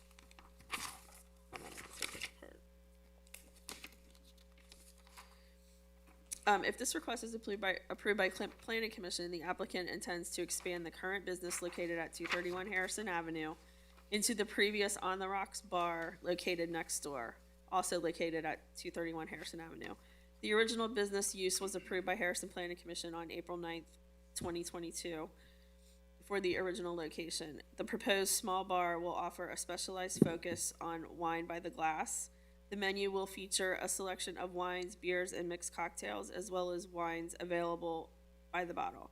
A range of charcuterie and small dishes will be offered. The outdoor patio will add to the walkability and attraction of the DRD.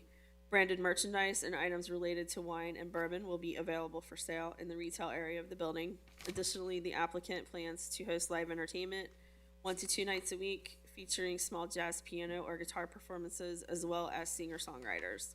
There will be 7 employees on site, and the proposed business hours will be Tuesday through Thursday, 12 to 8, Friday and Saturday, 12 p.m. until 11 p.m., and Sunday, 1 p.m. until 6 p.m. The proposed space is a 1-story space attached to the original 231 Harrison Avenue building. The applicant will be using the approximate 3,500 square feet of the entire first floor of the building for the business. There are no existing landscaping areas on the property. On-street parking is available in front of the building, and public parking is available behind the building. No outdoor lighting plan is proposed.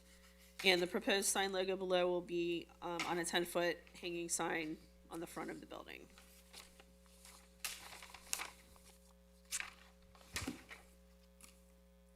Motion approved. Second it.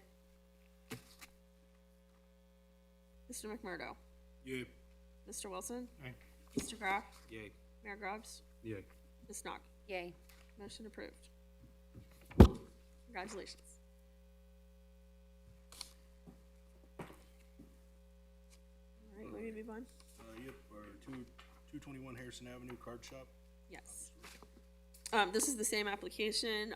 All zoning and use approval applications in the downtown redevelopment district are approved by planning commission. If this request is approved by planning commission, the applicant intends to move his existing shop, Trading Card Academy, from its current location on Stone Drive to the DRD. Trading Card Academy has been a part of the Harrison community for over 5 years and was originally Diversion Arcade, which was approved by planning commission in 2019.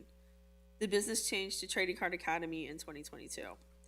TCA provides trading card games, sports card sales, role-playing games, and wargaming, along with an event space which hosts several different events throughout the week.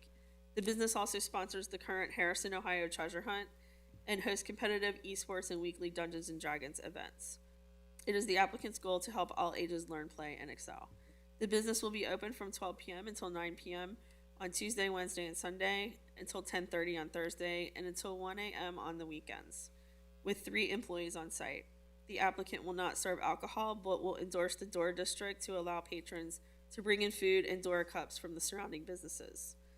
The building is a 2-story building with open space on the 2nd level. The applicant will eventually be using the approximate 2,500 square feet on both floors for the retail business and gaming areas.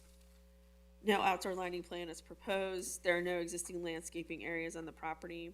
On-street parking is available in front of the building, and a public parking lot is available behind the building.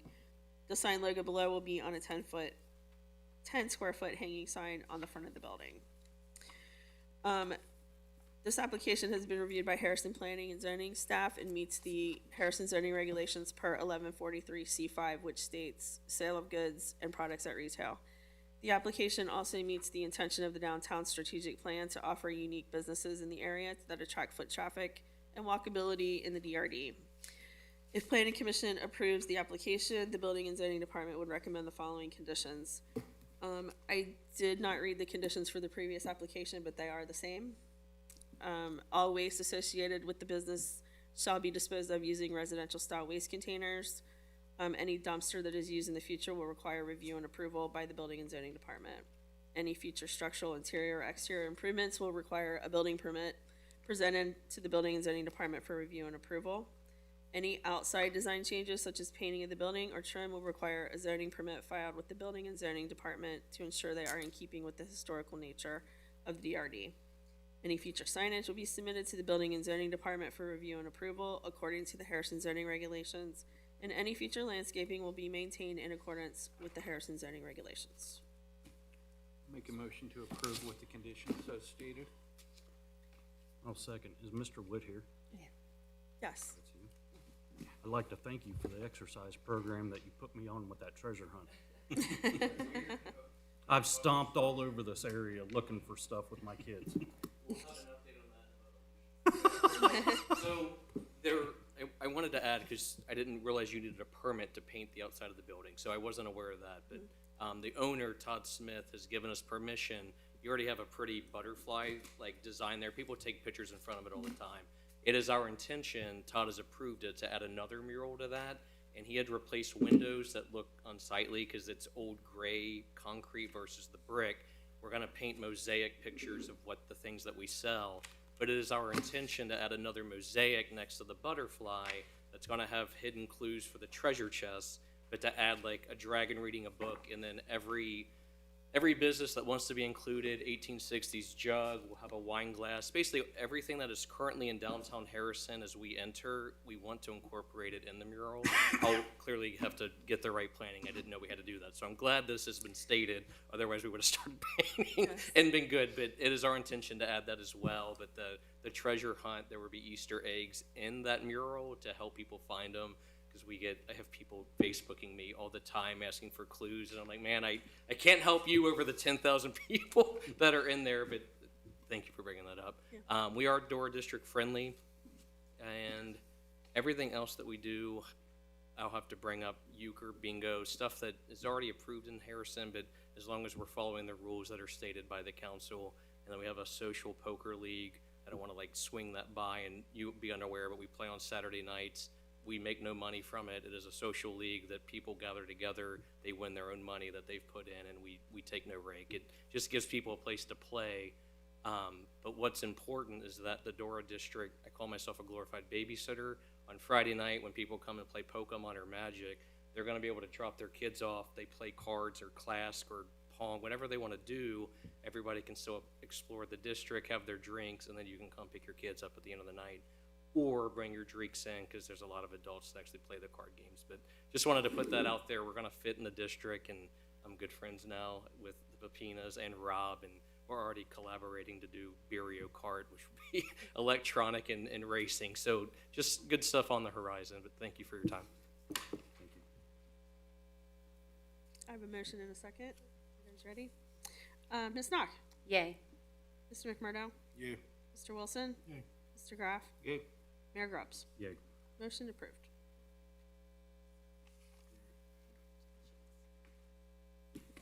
Conditional use permit application for West Road. Proposed use recycling materials for processing and reclamation. Are we just gonna vote? Or are we reading this again? Just because it's being recorded, please read it again. The reason for the request is all proposed conditional use permits are reviewed by Planning Commission for approval.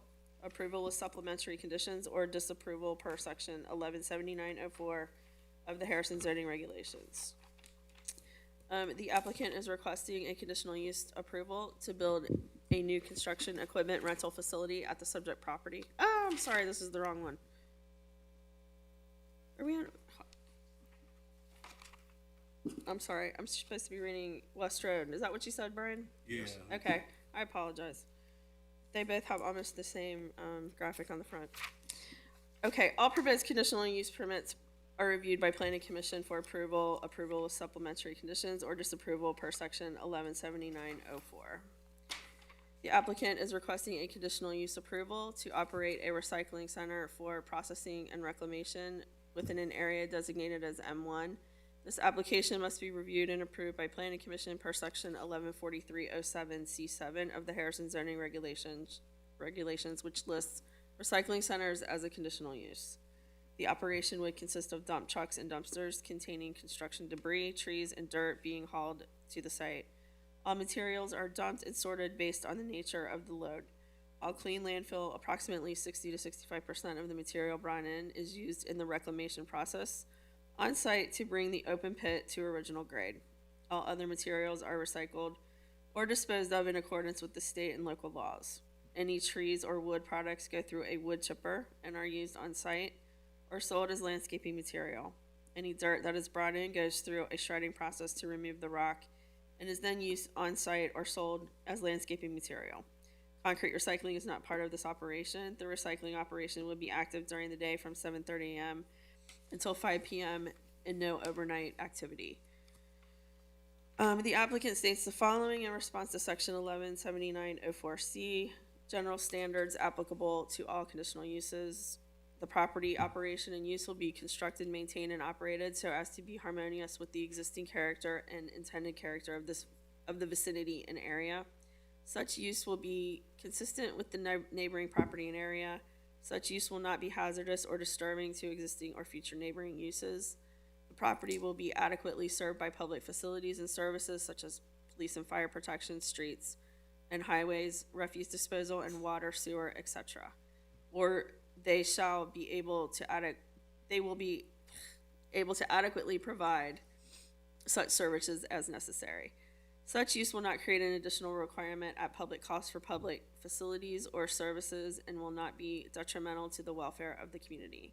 Such use will not be detrimental to any person's property or general welfare by reason of excessive production of traffic noise, vibration, smoke, fumes, glare, or odors. Vehicular approaches to the property will be designated so as not to create an interference with traffic on surrounding public thoroughfares. Such use will not result in the destruction, loss, damage of a natural, scenic, or historic feature of a major importance. The property was specifically referenced in the comprehensive plan in the goals and recommendations section. The land use recommendation was to maintain the gravel mine off of West Road and Dry Fork Road as industrial commercial with fill and restoration and buffering to adjacent uses. The use falls in line with the recommendations of the comprehensive plan. Economic development recommendations are to preserve the industrial corridor and available land which is zoned for industrial development. This use would promote business development in this industrial area. The summary and recommendation: the application has been reviewed by the Harrison Building and Zoning Department staff. The application meets the goals and recommendations outlined in the city's comprehensive plan for the M1 zone and adheres to the general standards applicable to all conditional uses below. Attached, actually. If Planning Commission approves the conditional use permit, including the condition below, would be recommended as part of the approval. Recycling is allowed only for the duration of the reclamation process of the site. Once reclamation is complete, the recycling process ends. Proposed overall grading plan to be presented to the Harrison Building and Zoning Department as part of the rehabilitation plan outlined in section 114726 of the Harrison zoning regulations.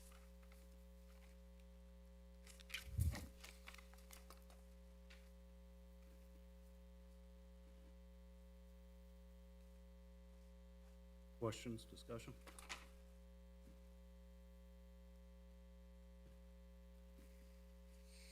Make a motion to approve. With those conditions?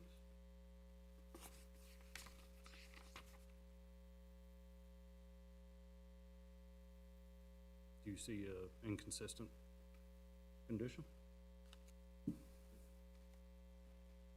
No. I just think if we're approving this, it ought to be with those conditions. No, at a absolutely. minimum. At a minimum. Approved based on the conditions as presented. Okay.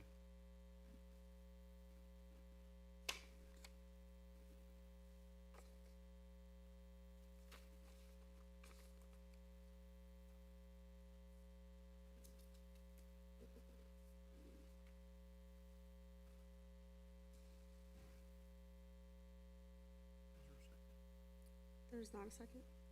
I said, was there? No. I'll second. Ms. Knock? Yay. Mr. McMurdo? Yay. Mr. Wilson? Yay. Mr. Graff? Yay. Mayor Grubbs? Yay. Motion approved. Mr. House back here. Right. No. Can you get in contact with Mr. House? I'd like to visit that property. Next on the agenda is a conditional use permit application for 9121 Kilby Road. This case is brought before the commission for the purpose of a conditional use approval in an M1 restricted industrial zone. All proposed conditional use permits are reviewed by planning commission for approval, approval with supplementary conditions, or disapproval per section 117904 of the Harrison zoning regulations. The applicant is requesting a conditional use approval to build a new construction equipment rental facility at the subject property. The proposed new facility would include a large storage yard in the rear for storing equipment that is being rented or sold. This application must be reviewed and approved by planning commission per section 114307C8 of the Harrison zoning regulations, which lists machinery and heavy equipment rental and sales as a conditional use. The proposed site would be home to H&E Equipment, which is seeking to construct a new construction equipment rental facility at a partially developed site located at 9121 Kilby Road. The parcel is home to an existing building, which is occupied by an electric parts distributor, City Electric. That existing business would remain, and the existing driveway access point to Kilby Road would be utilized by H&E Equipment as well. As shown in the site plan, the new H&E building would be located on Kilby Road, with customer parking located in the front of the proposed structure. All equipment storage and movement of equipment would be restricted to a rear yard, which will be enclosed by a security fence. The applicant has shown a barbed wire fence on the site plan for added security. Barbed wire fences are not permitted by the Harrison zoning regulations. A request for a variance will need to be filed with the Board of Zoning Appeals for the request to be considered. While the majority of equipment yard will be paved, a smaller portion of the storage lot will have a gravel surface to accommodate tracked equipment which would otherwise damage a paved surface. Gravel parking areas are not permitted by the Harrison zoning regulations. A request for a variance will need to be filed with the Board of Zoning Appeals for this request to be considered. Shade trees will be placed between the new building and Kilby Road where permitted by existing utilities. This property was approved by Harrison Planning Commission on April 9th, 2024 for a zone change from a B zone to an M1 zone to build 3 steel metal buildings, thereby creating a wide variety of tenants in this manufacturing area.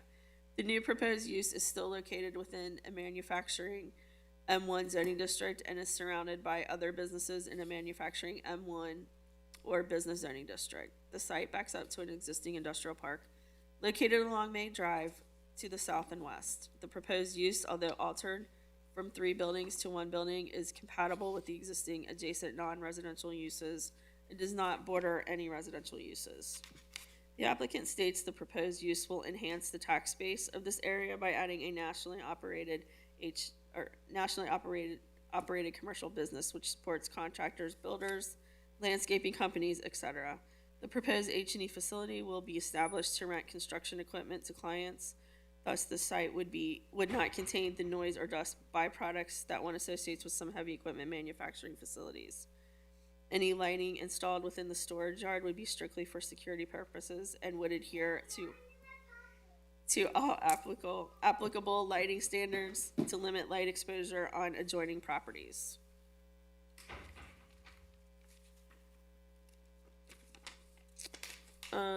Comprehensive plan goals and recommendations. Economic development recommendations are to preserve the industrial corridor and available land which is zoned for industrial development. This would promote business development in the industrial area. Summary and recommendation. The application has been reviewed by Harrison Building and Zoning Department staff, and the application meets the goals and recommendations outlined in the city's comprehensive plan for the M1 zone and adheres to the general standards applicable to all conditional uses attached. If Planning Commission approves the conditional use permit, including the conditions below, would be recommended as part of the approval. Owner applicant must apply to the Board of Zoning Appeals for a variance to allow equipment to be stored on a gravel lot and to allow a barbed wire fence to be installed on the property. Owner applicant will need to meet landscape screening requirements for all side and rear lot lines per section 1167 of the Harrison zoning regulations. Questions, discussion? Motion approved. I'll second. Mr. Wilson? Yay. Mr. Graff? Yay. Mayor Grubbs? Yay. Ms. Knock? Yay. Mr. McMurdo? Yay. Motion approved. Alright, last one. Zoning map changes. Thomas Lane and Harrison Avenue. All proposed zoning map amendments are reviewed by planning commission with a recommendation to city council for approval. The zoning map above from 1989 shows lots 307, 311, 313, and 321 on Thomas Lane with an M1 zoning designation. Lots 307 and 311 Thomas Lane were vacant, and lot 323 Thomas Lane was included in the R3 zoning designation at that time. In June of 2002, a motion was brought before Planning Commission to change the zoning on lots 307 and 311 for homes to be built on those lots. At this time, it was questioned why all of the lots were not being changed to the R3 designation. Planning Commission stated at the direction of the law director, only the vacant lots would be acted upon at this time. Documents depicting the mapped lots with the ordinance were not found during the research. Lots 307 and 311 were approved by Planning Commission and City Council in 2002 for the zoning change from M1 to R3. The Harrison zoning regulations and 2 zoning map amendments have been completed since 2001. Both have indicated the lots on Thomas Lane as M1 as noted on the map. Thomas Lane was also not labeled correctly on this version of the map. The street labeled Thomas Lane is actually Sycamore Street. The reason is unknown why the map indicates these changes incorrectly. There were several areas around Harrison that underwent zoning map amendments by the city in 2001. In January 2023, there were several zoning map updates that were approved by Planning Commission and City Council that are reflected on the current official zoning map of the city of Harrison. Although the mislabeling of Thomas Lane was caught and corrected, it was recently brought to the attention of the Building and Zoning Department that the houses on Thomas Lane are still reflected as an M1 designation. It also seems that lot 307 is split between the majority being an R4 zone and a small part being an M1 zone. In order to maintain the integrity of the current use of the homes on Thomas Lane, which is residential, it is the city's intent to make lots 323, 321, 313, and 311 an R3 zone. And in order to make lot 307 whole, it is the intent of the city to make the entire lot an R4 zone. Any existing commercial businesses would become existing non-conforming and be able to continue to operate. Moving on to State Street. The Downtown Redevelopment District was expanded in 2019. The existing B4 designation on the map below was changed to reflect the DRD designation. At the time, there were buildings located at 320 State Street, which have since been torn down to make a parking lot for the manufacturing facility at 320 State Street, as depicted in the map. The yellow area is actually part of the M1 parcel and should reflect the same zoning as the rest of the parcel. The business on the corner at 300 State Street is the former location of State and Dare Auto Care and has always been an automobile use. The 2 parcels on Dare Avenue, also depicted as being in the DRD zone, are small shipping businesses. The changing of this designation in 2019 to DRD on the map was done in error. The DRD should have stopped at Dare Avenue. Any future M1 use in these areas would not be allowed if it remains designated as DRD and the existing businesses in this area are industrial uses. In order to make this area cohesive as an M1 zone, it is the city's intent to change the lots labeled as DRD north of Dare Avenue in yellow to an M1 designation. These zone changes have been reviewed and researched by the Harrison Building and Zoning Department, and they would recommend the changes as described in the report. Wilson moves to approve. Second. It's actually a recommendation to council. Yes. Yep. Oh, that's right. Yeah, on it, yeah, Positive. that's right. So Wilson We're recommends. recommending approval to council. Yes. Second, Second. Mr. McMurdo. Yeah. Mr. Wilson. Mr. Graff. Yay. Mayor Grubbs. Yay. Ms. Knock. Yay. We have no old business, so we just need a motion to adjourn. Motion to adjourn. Second. Mr. Wilson. Yeah. Mr. Graff. Yay. Mayor Grubbs. Yay. Ms. Knock. Yay. Mr. McMurdo. Yeah. Adjourn at 10 p.m. What's that? Sorry. Yeah, it's getting